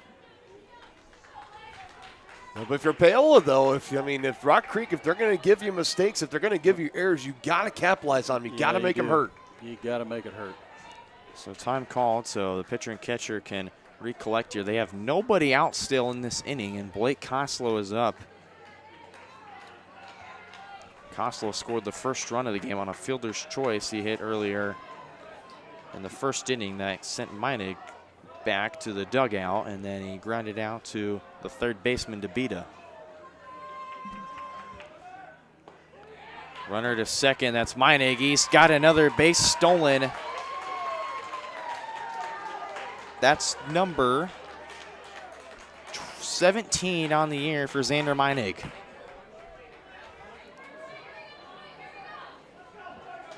And now you're in a position right now, once swinging the bat for Koslow, you can make this a 1-run ball game again, and Paola's going to be right back into this ball game, and that dugout is going to go, it's going to go berserk. Yeah, no question about it. Zeller steps off to check back to second. Meinig will slide in safely. That was almost that same pickoff move we saw Steven pull off to get Troutman earlier in the game. Paola knowing that they cannot make any more base running errors today. They already have had 2. The 1-1 taken inside. Count now to 2-1. But definitely in this inning, you got Paola. They're in the catbird seat right now. There's no outs. I told you boys I get it. No outs right now. You got both of those runners out there in scoring position. You still have some wiggle room to try to get both of them home. Yeah, you got to try and stay away from the strikeout here if you're Paola. You got to put the ball in play. We were talking about it the other day about who was going to say a catbird seat, and it turns out it was Dylan Funk next to me. They'll throw to third, and it's Mercer sliding in. So Mercer on third, Meinig on second. Koslow a 2-1 count with nobody out, and now it's in the hands of Riker Zeller after Coach Sieben sent his son back to the dugout, and time called as Koslow's got to recollect his thoughts here. The young freshman in a big moment here. He could send 2 of his teammates home and make this another 1-run ball game. We've been talking a lot about the freshman lubbers for Rock Creek. What an opportunity here for the freshman Paola. This one way inside. It's the limbo. 3-1 now the count to the freshman right fielder. And you got Hunter Lothan on deck in the 3 spot. Jasper Logan right behind him. You're starting to get into the meat of the order for Paola too. How big would it be if a walk here send Lothan to the plate? A 3-1. Taken. He didn't call that a strike, did he? That should be ball 4. That is ball 4. That is ball 4. There we go. The umpire didn't know the count there, so it'll be ball 4. And now the bases are in fact loaded for the Panthers with none other than Hunter Lothan to step up, and there's nobody out. Base hit here would be huge. Probably one of the best performances for the Panthers, one of the best yesterday, going in the complete game against Lewisburg to bring Paola to this game right here, right now. Now he has a chance to come through yet again, another clutch moment. Cuts and misses at the first pitch he sees for strike 1. He has 2 home runs on the year. And he does represent the go-ahead run. Take this one inside. Becker lost it for a moment. Paola knows better than to not try and be jumping and risk anything on the base pass here. Definitely learn from your base running errors and mistakes that you made earlier in this game. stay put right now. Bases juiced, nobody out. Lothan did double his first time up in this game. It was an RBI double to send home Blake Koslow that first run. The 1-1, that's going to be driven into the outfield and center field. That gets down. Mercer scores. Here comes Meinig. He's safe. And there's a Koslow to third. He's safe too. Heads up base running there. Here come the Panthers. Is that a little bit of a roar I'm starting to hear in Dean Evans Stadium now? It certainly is, as the Panther faithful have come alive. There's nobody out, runners on the corners, and Hunter Lothan has delivered yet again his third RBI now on the game. Yeah, he laid off those first two breaking pitches and got a fastball and served it right back where it came from. And how about the resilience of this Paola offense going out and facing the ace and Cooper Sieben, a .64 ERA on the season, and now against Riker Zeller. And they're starting to get this thing even closer. Zeller a .75 ERA, not afraid, rising up to the occasion, tying run 90 feet away. And the go-ahead run, and Hunter Lothan, after cashing in on those 2 RBIs, he's over there, the go-ahead run at first base. Jasper Logan steps in. He's 1 for 2 today. He singled his last time up. He flew out to right. His first time up, this one popped up, and that's going to be foul and out of play.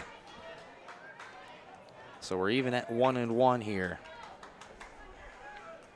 What a tournament it has been so far for Hunter Lothan. And what a tournament this has been, period. Especially in this region as well. Well, when you get the 8 best teams that are left remaining in Class 4A and that one site playing in one tournament, these are the kind of games you're supposed to be getting, especially in the Final Four and in the semifinals. You start getting into those late innings, you're down to your final 9 or so outs, 1-run games. This is exactly what you want. Logan skies this one. It's in foul territory, and that'll go out of play into the fenced-off area right near the dugout. It looked like they had Lothan going on that pitch, too, trying to snag second base. I wouldn't be surprised if they did. And, Dennis, they've got plenty of cushion to do that as well. Yeah, I doubt that they'll throw down, but they might. They'd put that go-ahead run in scoring position. Becker will shift outside. The 1-2. Strike. Ooh. The umpire's been delayed on strike call, so I was waiting for something to go, but it's even 2-2 here. Well, all the fans of Rock Creek and even the dugout, they were ready to get excited for out number 1 in the inning, and instead, voicing their displeasure, not liking the zone, appearing to be shrinking up to Zeller. Here's the 2-2. That's strike 3. It's inside. And Zeller's punched out his first batter for the first out of the inning. That's what you need to stay away from if you're Paola. And now up is Jace Curley. He singled his last time up, but he struck out his first time up. A solid 1 for 2 day for him. They're going to need the junior to come up big here.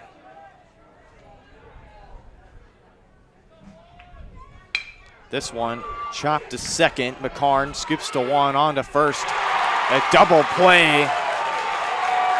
And Rock Creek's fired up knowing they escaped what could have been a tie game. The Panthers leave 2 on, but they've come roaring back. It's a 1-run ball game here as we go to the bottom of the 5th. You're watching the state semifinal here on Paola Sports Live. Across the 20, the 15, the 10, 5, Colton McCann, his 3rd touchdown of the game. Like in the net, that'll be a point for Baldwin. First touch volley. The substituted forward across the goal line. Touchdown, Trojan. At an opening on the near side. Is he going to take it? Yes, he is. Kaplinger will take it to the house.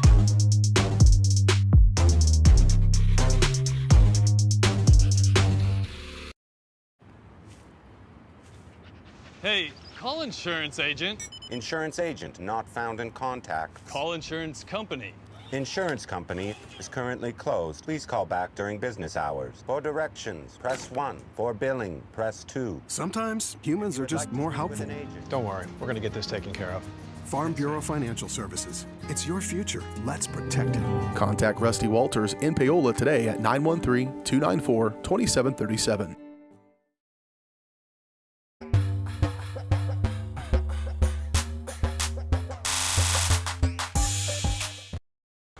Jasper Logan still on the mound, and it looks like they're going to ride with him until the wheels fall off. And then if the Panthers do make it to the championship game, question is, who are they going to have in that game, especially in the third place game, excuse me. Sean McDonough, nice to have you in the booth.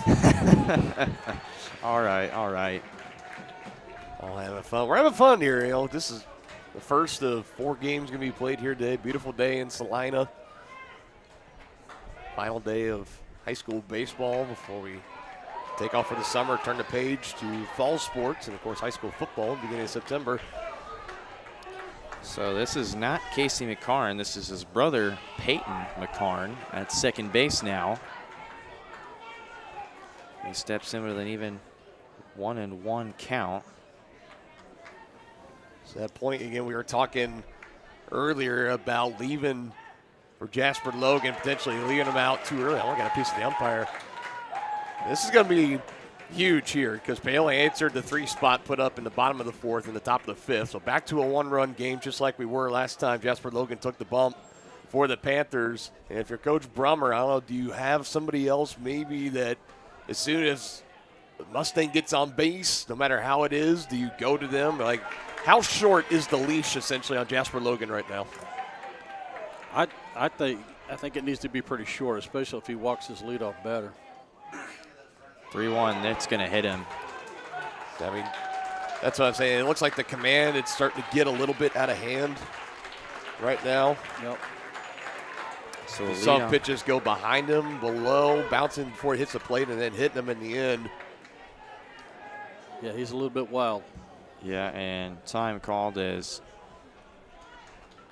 first base coach David Kane's going to go and talk to their ace here. And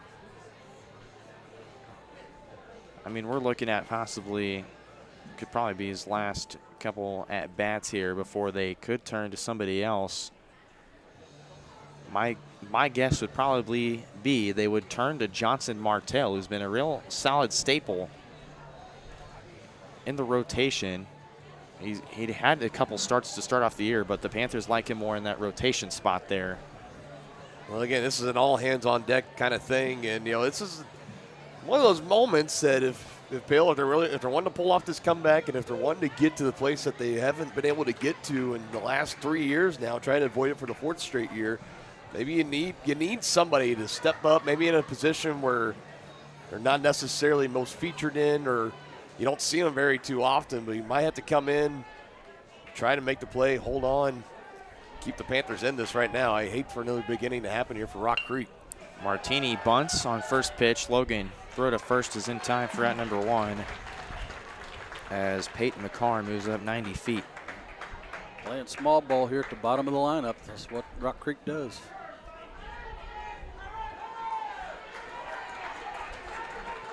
Now to be Hunter Prakash.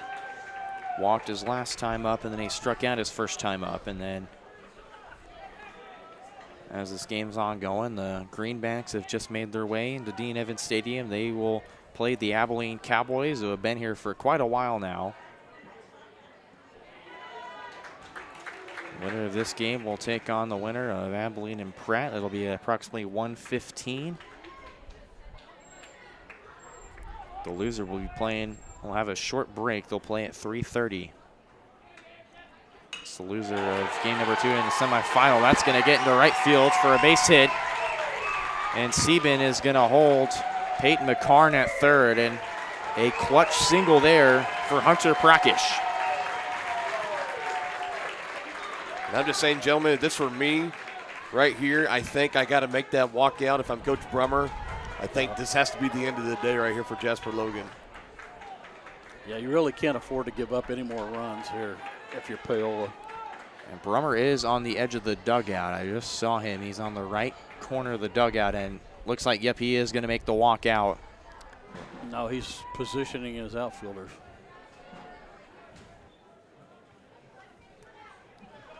And again, with that runner in scoring position at third, Denny, it's something. Remember that 3 spot put up in the bottom of the 4th, 2 of them getting on with a walk and a hit by pitch. Yep, that's a hit by pitch right there. That's it. Now it's Donovan DeBita up. 2 for 3 today. That curveball is offline, and then throw to second. Nice job by Curley to keep it in front of him. But now both runners have advanced to scoring position. Could see a safety squeeze right here, gentlemen. It is also worth noting for Logan, pitch count is just in the low 90s right now. He had a high pitch count in the regional game against Augusta.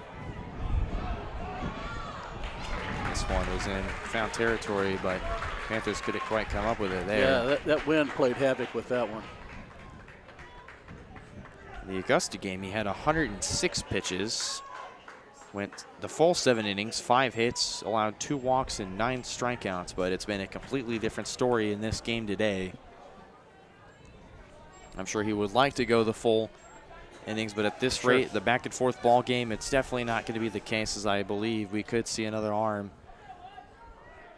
for the Panthers coming up momentarily.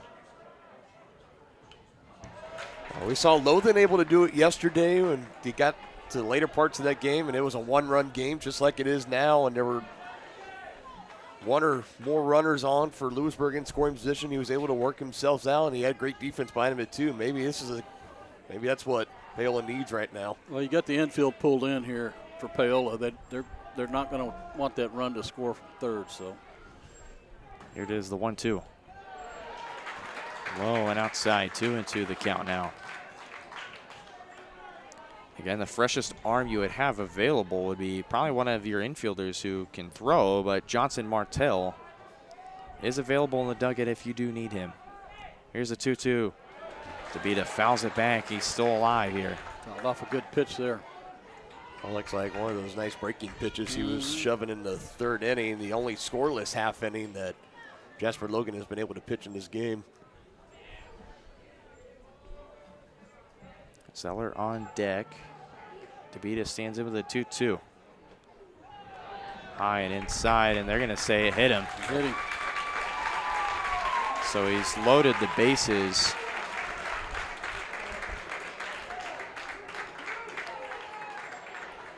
That's essentially the 5th batter Jasper Logan's hit today. Now they're pulling the outfield in. Rummer went out to look how shallow they are. Make a notion to tell his outfield, go inside in case any one hop's going to go in, and then you can try and make a play on it. But it's Riker Zeller. He's been on. He singled his last time up in a 1-for-3 day for him. He's grounded out twice the first 2 times he's been up. Yeah, Paola middle infielders at double play depth. They will give up a run to try and get 2. Oh, that's a late call. Late strike call there.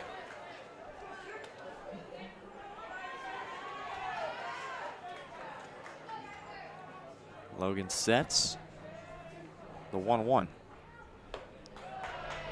Zeller was feeling a little greedy there, thought about swinging. He'll hold the temptation back. It's ball 2.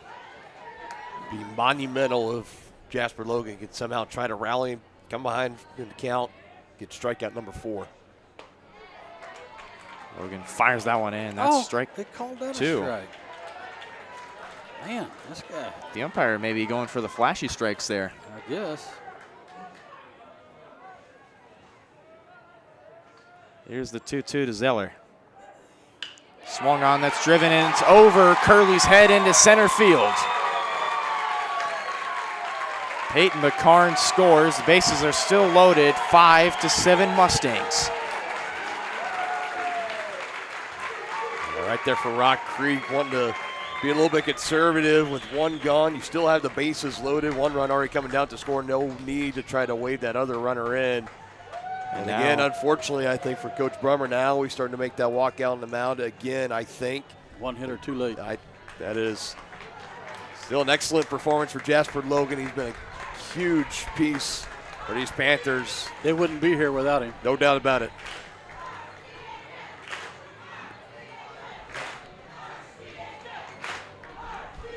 We'll step aside as a pitching change is in place for the Panthers. Looking for a taste of home-cooked goodness and a welcoming hometown atmosphere? Look no further than Circle C Cafe in Paola. Indulge in mouth-watering breakfast that'll jumpstart your day, or savor the hearty lunches with farm-fresh ingredients that'll make your taste buds dance. Circle C Cafe, where delicious food and friendly faces come together. Stop in and see them at 1305 Baptiste in Paola. Circle C Cafe, hometown flavors, hometown pride. Find them at facebook.com/Circle C Cafe. Elliott Group is a proud supporter of Paola and USD 368. At Elliott Group, we work, live, and shop in your local communities. Serving Miami and Johnson counties for more than 45 years, Elliott Group understands your needs. As an independent insurance agency, Elliott Group works with numerous carriers to find the coverage that best fits your needs. In Paola, call 913-294-2110 or visit ElliottInsuranceGroup.com.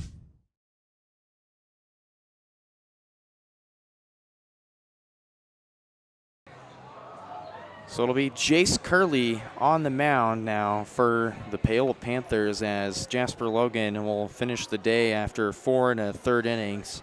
Allowed 9 hits, 7 runs, all of them earned, 2 walks, and 3 strikeouts, and he hit 5 batters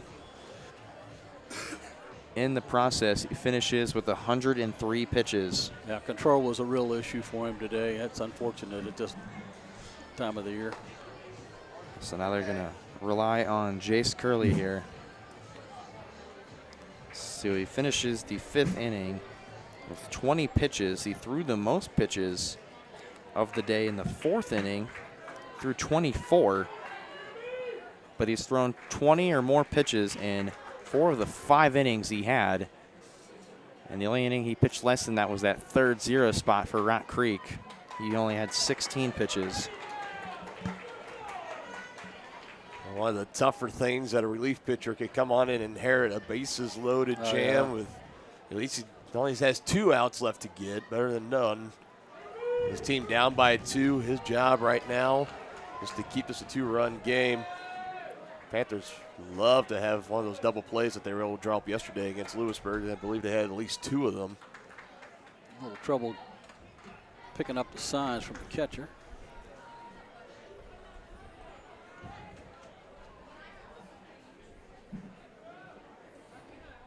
Curley's first pitch is in there for strike 1. To Drew Becker. He's been on base twice today. The first time he was hit. 3rd time up he had a single, 2-run RBI single. This one into left. Not sure that's going to be deep enough. Mercer fields that. They're sending him home, and now they've got a pickle situation here. But runners on the corners with 2 gone. It'll score Hunter Prakash. It's 5-8 Mustangs. Yeah, he did his job.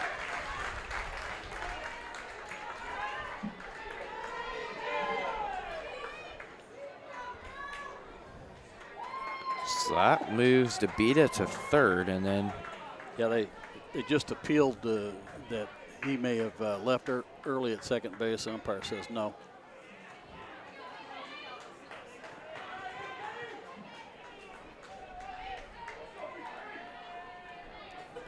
So that'll be the cleanup spot hitter, Brandon Cranebill.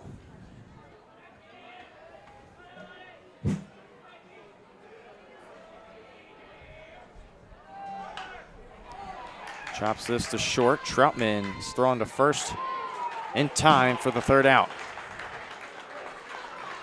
The Mustangs tag on 2 more. 5-8 your score. We go to the top of the 6th here next on Paola Sports Live.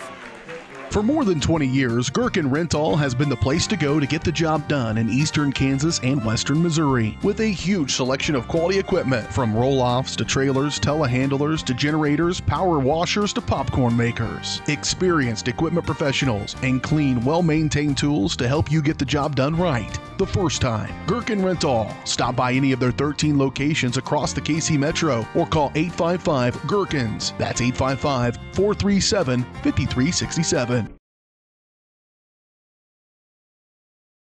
Your home is your sanctuary, and it deserves to look its best. Whether you're looking to update your interior, spruce up your exterior, or give your cabinets a fresh look, trusted residential house painters Absolute Painting are here to help. At Absolute Painting, they specialize in providing top-notch home painting services to homeowners just like you. Their team of professionals have years of experience and the skills necessary to transform your home into a beautiful, welcoming space. Call for a free quote today. Absolute Painting, where quality is absolute.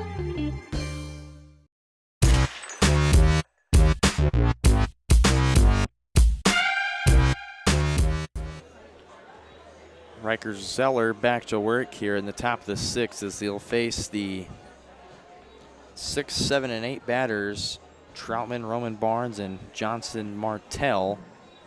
If anyone gets on, David Mercer is up. So I believe the thing they did is why putting Curley in is so that way Martell can still hit, but also you can put in one of your better second basemen in Reese Hauser.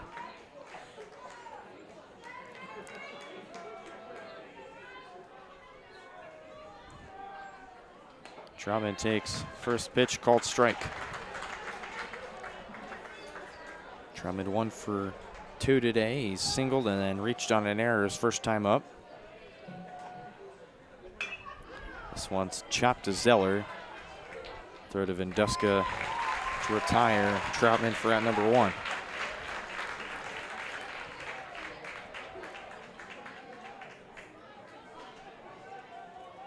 A very quick out, in fact, only 2 pitches that took to take care of Troutman. And Paola's been pretty hungry at the plate. And at least last 2 innings have scored 4 of the 5 runs they don't bring across in this game. Aggressive at the plate, ambush tactics early. They know right now. You know, you're down. You're looking at it now with 1 gone, and top of the 6th, down to the final 5 outs. They try to create some magic, trying to make this comeback, and I think those 4 runs in the last 2 innings, that they have the confidence in themselves, and they know they can go out and do it. They've got to go out and they just got to do it. Roman Barnes steps in with a 1-1 count. So for 2 today, fly out and a ground out. Next pitch he sees, he'll have to limbo his way out of it. 2-1.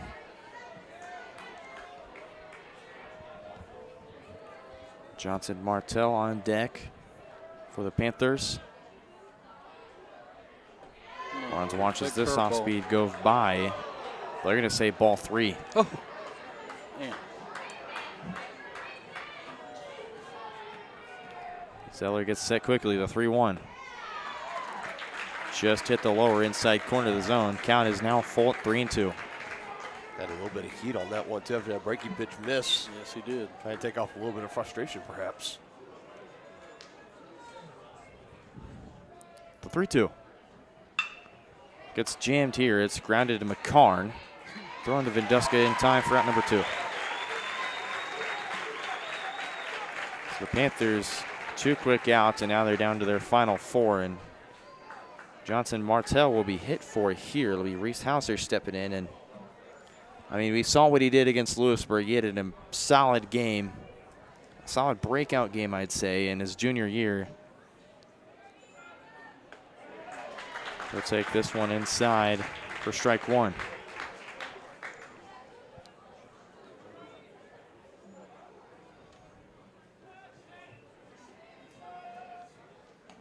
Watches that one go by, called strike. Wow. Count now 0-2.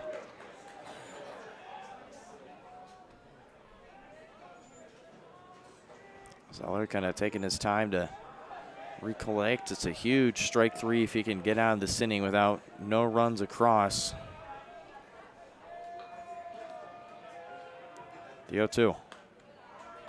Low and outside. Count now in the favor of him. Still 1-2.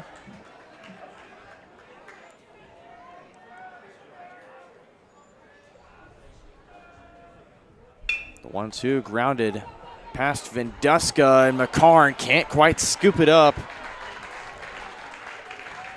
They're going to call that a hit. Yeah, I would agree with that call.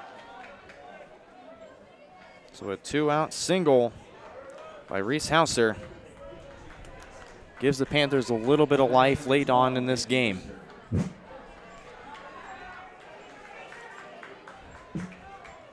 Now it's David Mercer.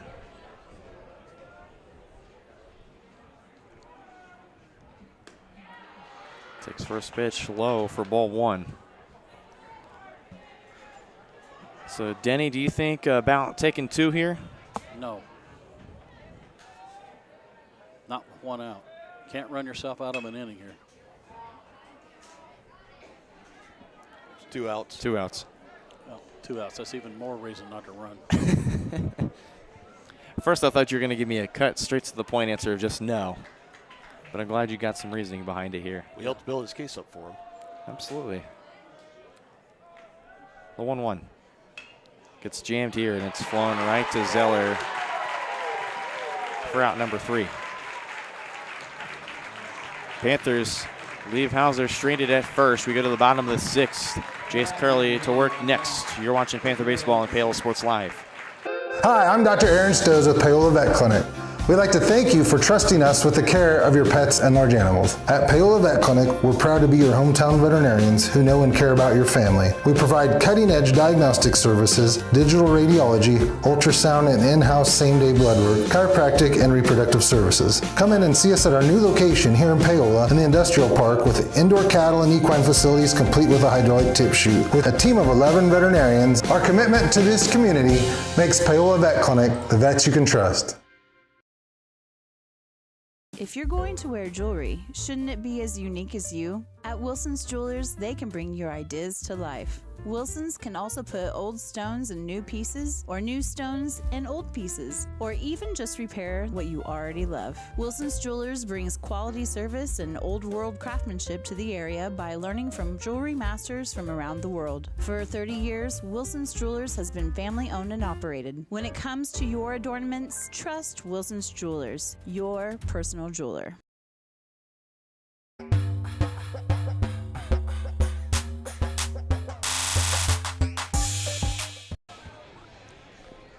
It'll be the 5, 6, and 7 hitters for the Mustangs. Lubbers, Vinduska, and then Peyton McCarn. And then if anyone gets on, it'll be Peter Martini. It's Jace Curley back to the bump here in the bottom of the 6th inning. Not a lot of movement on that one. It falls inside 1-0. Curley only needed 3 pitches to get out of the 2/3 he had to finish off of Jasper Logan. Fires this one back in for strike 1. Lubbers 1 for 2 today. I'm sorry, 1 for 3 today. Strikeout, a fielder's choice. He singled his first time up though. Watch that one just low. It's 2-1.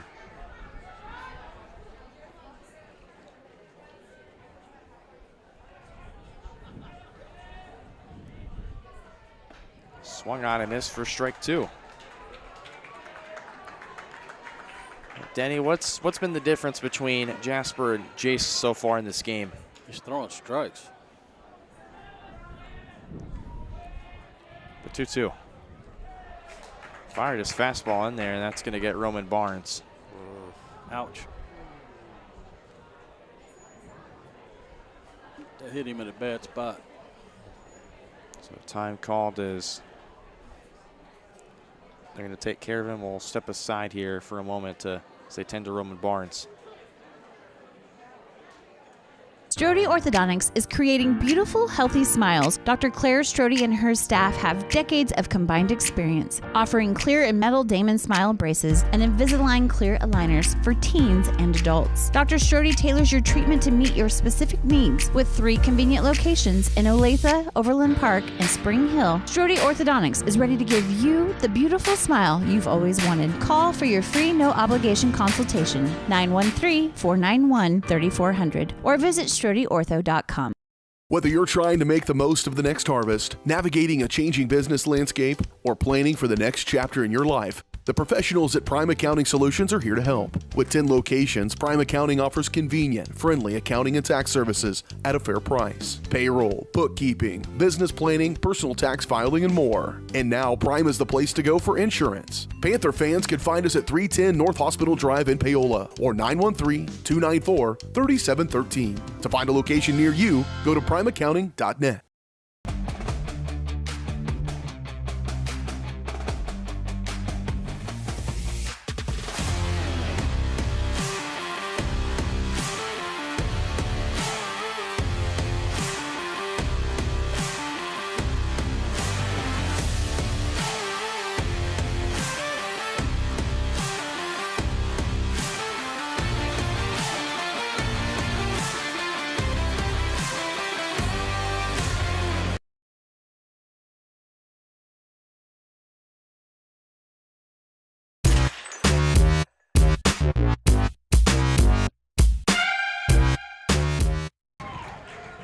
I mean, this kid, Roman Barnes, is a warrior. He's down for about a couple minutes, Dylan, but he's able to get back up. He's still in this one. Yeah, I had to take a little bit of extra time. The ball just got him in a bad place. Thankfully, he's good. He just flashed a thumbs up right there. Has to be still in a bit of pain, but hopefully, thankfully, he's okay. You know, we were talking about it yesterday, the toughness of Roman Barnes. When you and I were talking during our production meetings and pregame show, it sounded like that he had been battling some injuries or he wasn't quite 100%, that you'd seen him out there maybe limping around from time to time. Yeah, the kid's out there. He's gutting it out. He's a warrior. Lubbers will get on with a walk after the 3-2 was paused. And Lubbers will be ran for. This is going to be Aiden McKinney. So Aiden McKinney will run for Lubbers on first, and then it'll be Dagan Vinduska up to the plate for the Mustangs. I feel like you're going to have the mentality of, especially in this tournament, there's definitely going to be the mentality of I'm not leaving this field unless I'm told I have to leave. That's definitely. Oh. That's going to hit him. Nail Vinduska. It's the second time he's been hit today. And that's 6 batters that's been hit by Paola pitchers. That is correct. So Vinduska goes to first. Lubbers, or McKinney, I should say, is on second. And you got a walk and a hit by pitch. As Peyton McCarn steps in, he was hit his last time up. This one over his head. I think Curley's trying to go to the breaking pitch. That's not really, it's been a struggle for about all these pitchers so far. I think it's a grip issue. Yeah, grips on the baseball definitely have been, it's been a topic today for both Paola and Rock Creek. In my opinion, the curveball is probably one of the more harder pitches to throw. If you have that in your arsenal and you're able to get it down to. It's all about getting the right spin on it. It's also about how you torque your hands and also which finger it comes off of.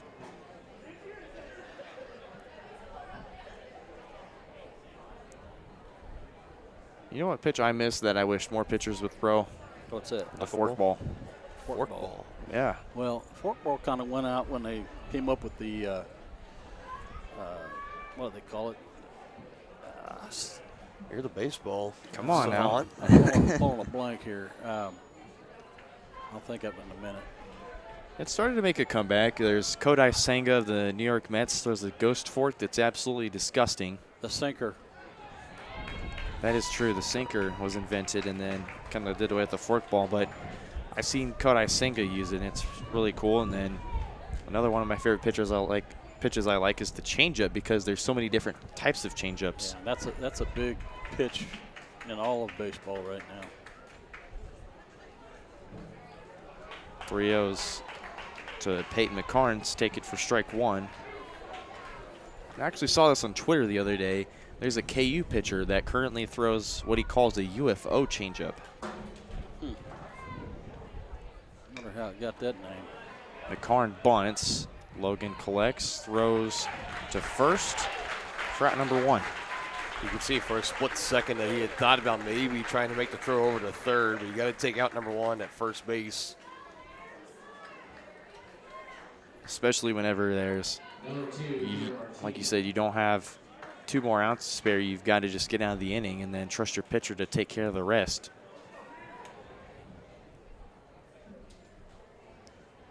Dennis, if I'm Rock Creek, what are we thinking here?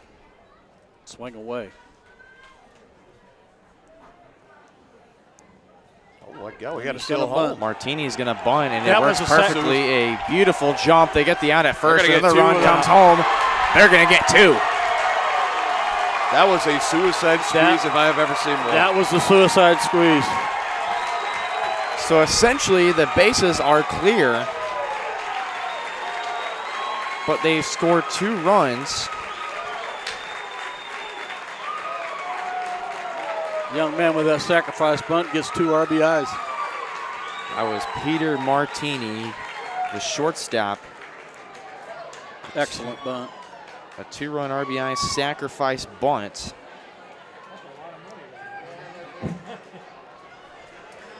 As they'll double the lead over the Panthers, it's 10-5.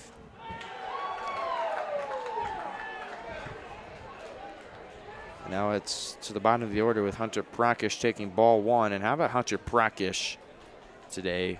1 for 2. He struck out once, but then after that, he's got on base with a walk. He had a clutch single.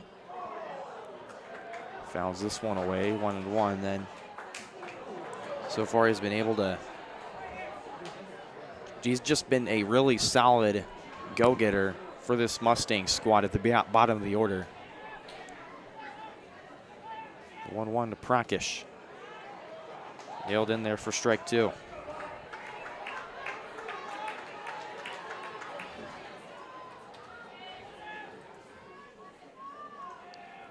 Here's Curley to deliver the 1-2. Swung on and missed for strike 3. And Barnes throws on the first to make it official. The first strikeout for Jace Curley goes to Hunter Prakish. But however, the Panthers let Rock Creek tag on another 2 in the inning. They've got down to their final 3 outs, down 10-5 here. Could be bound for the 3rd place game yet again. Hi, I'm Katie Casey, and I'm honored to be a 3rd-generation realtor in our Crown Realty family. My dad and grandparents started Crown Realty in 1973, and since then we have grown to become one of the largest brokerages in the Midwest. We now have 8 office locations and over 150 agents covering about 20 counties across Kansas and Missouri. Reach out to us today to experience the Crown Realty difference, where we are committed to treating our agents like family and our clients like royalty.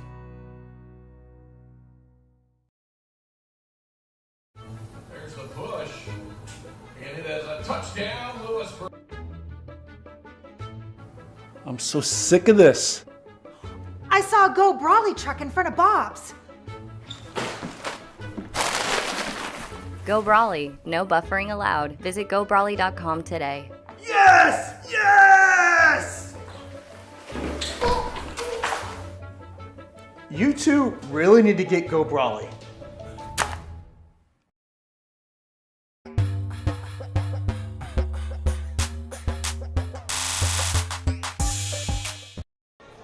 Riker Zeller is going to face the top of the order here for the 4th time. The Panthers have gone through this order so far, and they're going to need their top of the order to deliver here, down 5, down to their last 3 outs here in the top of the 7th. And Dennis, what's going to be the mentality for this Panthers squad? You're down 5, and possibly you could be sent to the 3rd place game for the 3rd straight year in a row. Yeah, it's got to be heartbreaking for these Panthers, but you know, if you're at the plate, you just got to try and pick out a pitch that you can handle and put it in play. It's going to be Xander Meinig stepping in to lead off the Panthers. This one grounded to short. Martini's throw to Venduska is in time for out number 1. And the Mustangs are now 2 outs away from going back to the state championship for the first time since 2021, where they won it all that year.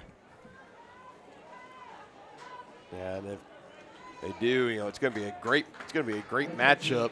No matter into what happened, if they end up facing up against Abilene, we know definitely there's some bad blood there between Mustangs and the Cowboys. Koslow drives this into left, and it'll be tracked down and caught by Hunter Prakash for out number 2. Nice play by the young man there. He had a long ways to go to get that. And Prakash, with that catch, makes the magic number now 1 for Rock Creek. It's all going to fall on Hunter Lothan, an incredible tournament, an incredible junior year for him. But the Panthers are going to really call on him to try and get something going here with 2 gone. First pitch, you'll watch it go in the turf, 1-0.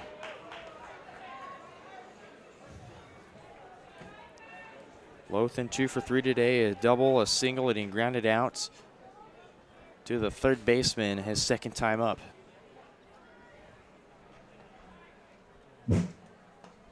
Lothan watches this one go by for strike 1.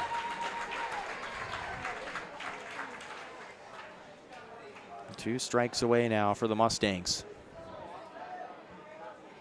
Which you've come in as with a target on your back, essentially, being the top dog of 4A. That's strike 2. I was waiting for the umpire to have that reaction, so 1 strike away now. I mean, yeah, this is a team coming in 26-1 overall. They haven't lost a game since early April.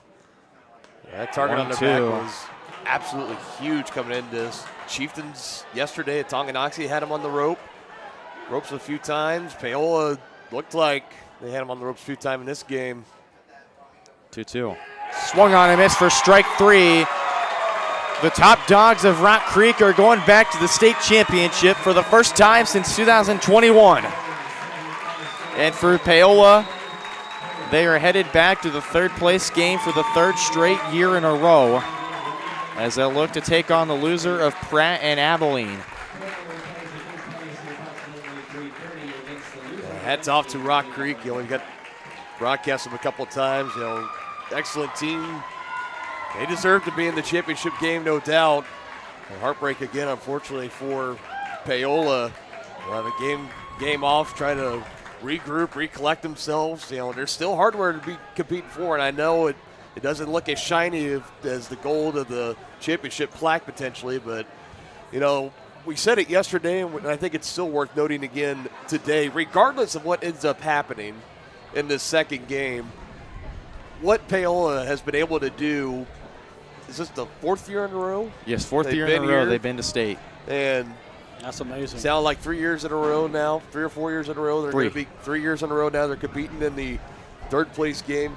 I mean, what a remarkable job it has been done by Coach Brummer. And I think of all these juniors and these seniors and even the sophomore, everyone going through the program and this is all they've known, really. The majority of these guys on this team, if not everyone on this team right now. It's a stable consistency of excellence, and, you know, it's going to be something for sure. You know, they did it 2 years ago. They outdueled Ottawa in the 3rd place game, and then they did it again last year. Now they do it again this year. This is about how you're going to regroup, how you're going to respond.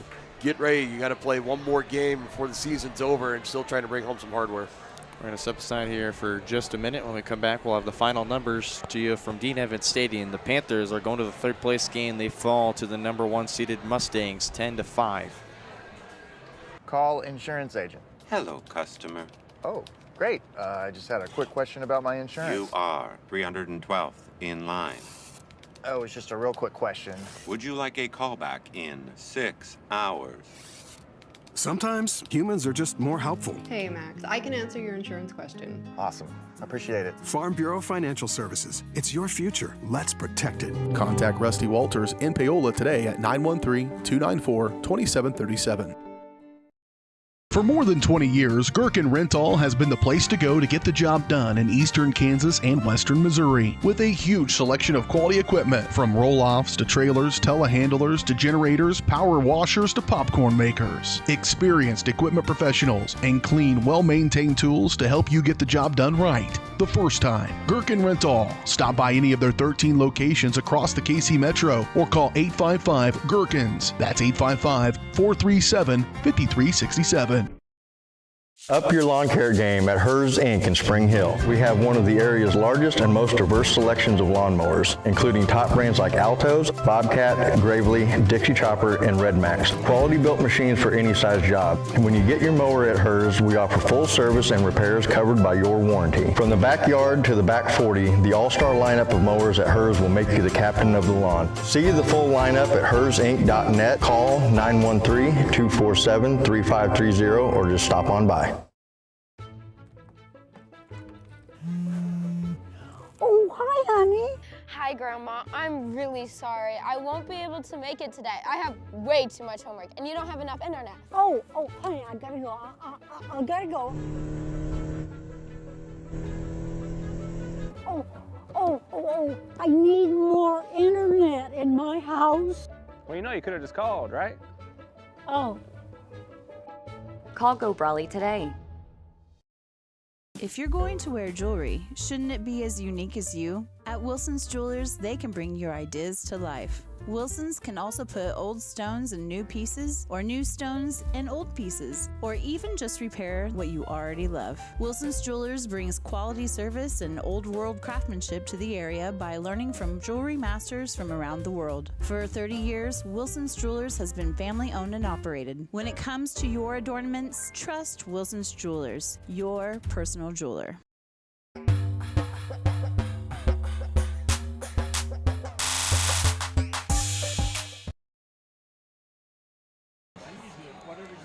Welcome back into our coverage of Panther baseball here from the Kansas State High School 4A State Championship here in Salina, Kansas at Dean Evans Stadium. And all this coverage has been presented to you by Go Brawley, as we'll now go to our post-game show. Our post-game show is presented to you by Faith Strong Barbershop and Strong's Gym. Faith Strong Barbershop combines tradition with the latest trends for a cut above the rest. Make your appointment by calling 913-713-8269. Faith Strong Barbershop, elevate your style today.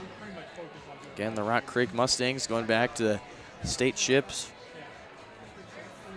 They haven't been there since 2021. And then as for the Panthers, another year where they're going to be playing for the third place hardware here in Salina. And Dennis, I want to get your thoughts on this game. What did you see out of both these teams?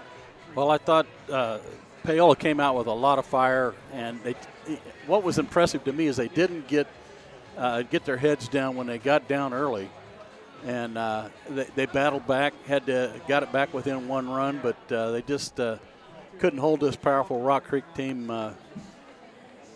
at bay. They're a tough team. Dylan, same question to you. You know, I think from Paola, they came out and looked like they were up to the occasion. They weren't rattled very much. You know, they knew it was going to be an uphill climb with the pitchers. They started off with Cooper Sieben on the bump. It took them a little bit into about the fourth or fifth inning to knock him out of the game, and then it was Riker Zeller that came in, and even still they were able to get some damage done on him. And there were 2 times in the game that they were down by multiple runs. They were able to come back and were back within 1, and it looked like that it was enough that they were going to hold on and potentially maybe come back, take a lead, and who knows. But at the end of the day, I think it was just the pitching was still pretty good for Rock Creek. You know, they put up 5 runs on 8 hits combined between Sieben and Zeller, so not exactly what they're used to seeing throughout the regular season, but still it was a good performance from Paola. Both teams got the offense going early, which we said was a key for both of them. And for Jasper Logan, you know, he pitched his heart out, did good. Just out there maybe about an extra, maybe 2-3 outs, just a little bit too long. And Rock Creek at the end, they're the number 1 seed for a reason. Have only lost 1 game this whole entire season, and now, rightfully so, and well-deservingly, they're on to the state championship game. They await the winner of Pratt and Abilene. And Pratt and Abilene up next as Abilene took down the underdogs of this tournament, Rose Hill, 5-1, and then Pratt took care of Circle High School 7-3. So the 2 and 3 seed will face off here. Winner again will take on Rock Creek in the state championship. And like you mentioned, Abilene is definitely kind of one of the more favored teams to win. But if they do win and take on Rock Creek, it's going to be kind of a Lewisburg and Paola match again. Yeah. There's definitely a lot of tension, a lot of bad blood between both these teams. Yeah, we were talking about for Rock Creek coming in. They're now 27-1. 27-1, yes. 27-1 on season. The 1 and 27-1 is the 2-seeded Abilene Cowboys. They're the only team that have beaten the Mustangs this season. They played a doubleheader and they split. And Abilene, they come in, I think, 2 losses on the season. So it's looking right now that's going to be the potential state championship match. That's what everyone's looking for. Obviously, the Greenbacks from Pratt have something to say about that. This is going to be a good game. We're going to watch it, and we're going to reset, regroup. We'll be back here on Paola Sports Live in a couple hours or so. We're going to have a 3rd-place game, and we're going to wrap up our sports coverage here on Paola Sports Live for the season. Before we wrap up our coverage here, I'll go over the numbers of the pitchers. In fact, the winning pitcher that was given to Cooper Sieben, he went 4 innings, allowed 6 hits on 5 runs, 4 earned, no walks, and 2 strikeouts. He had 54 pitches in that game. And then the loss given to Jasper Logan, he went 4 1/3 innings, allowed 9 hits, 7 runs, 7 of them earned. He had 9 hits allowed, 2 walks, and 3 strikeouts. And then the save, we're giving it to Riker Zeller, who went 3 innings, 2 hits, a walk, and 2 strikeouts. He didn't have a run earned or allowed in his 3 innings of work. And then Jace Curley went 1 2/3 innings. He allowed a walk and a strikeout, and he had 2 runs, let up, both of them earned. And kind of one of the things I want to highlight here is Paola had hit 6 batters. So, and my question to both of you is, do you think if Paola did not hit those batters that there could have been some sort of more momentum? It's just maybe something more that Paola could have done to lessen the damage. Well, I know this for sure, and there were, like we said, multiple times in the game, 2 as a matter of fact, that they were down by 1 run. And it was to that there was points in the game, I believe 3 runs that came across, if not more, that were either brought on by the walk or a hit by pitch that came in to score. So, yeah, I mean, hindsight's always 20/20, but, yeah, theoretically you could say that if the command was a little bit better and the walks were tidied up a little bit, even if it's, 2-3 less runs that are put up, who knows, that could have changed everything. Momentum is a funny thing. It ebbs and goes and as the game goes on. But, yeah, I think that didn't help the Panthers in this game for sure. Some things could have always been different, but, all you can do is just try to learn from it in this game and try to be better on it in the 3rd-place game.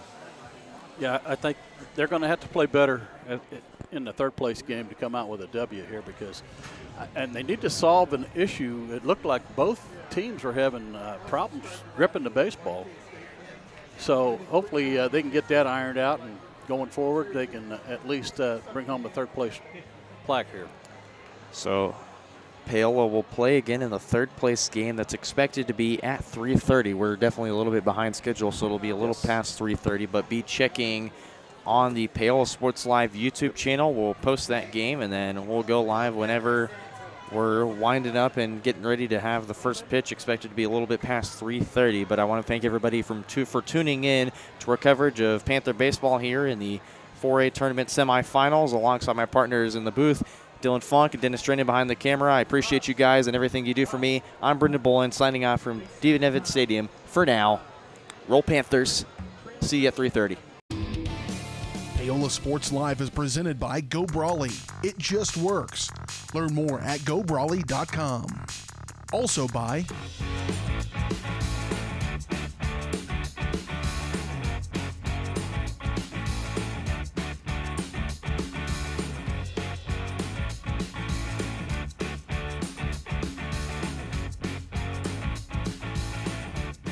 Thanks for watching, and be sure to catch every second of the action right here on your new home.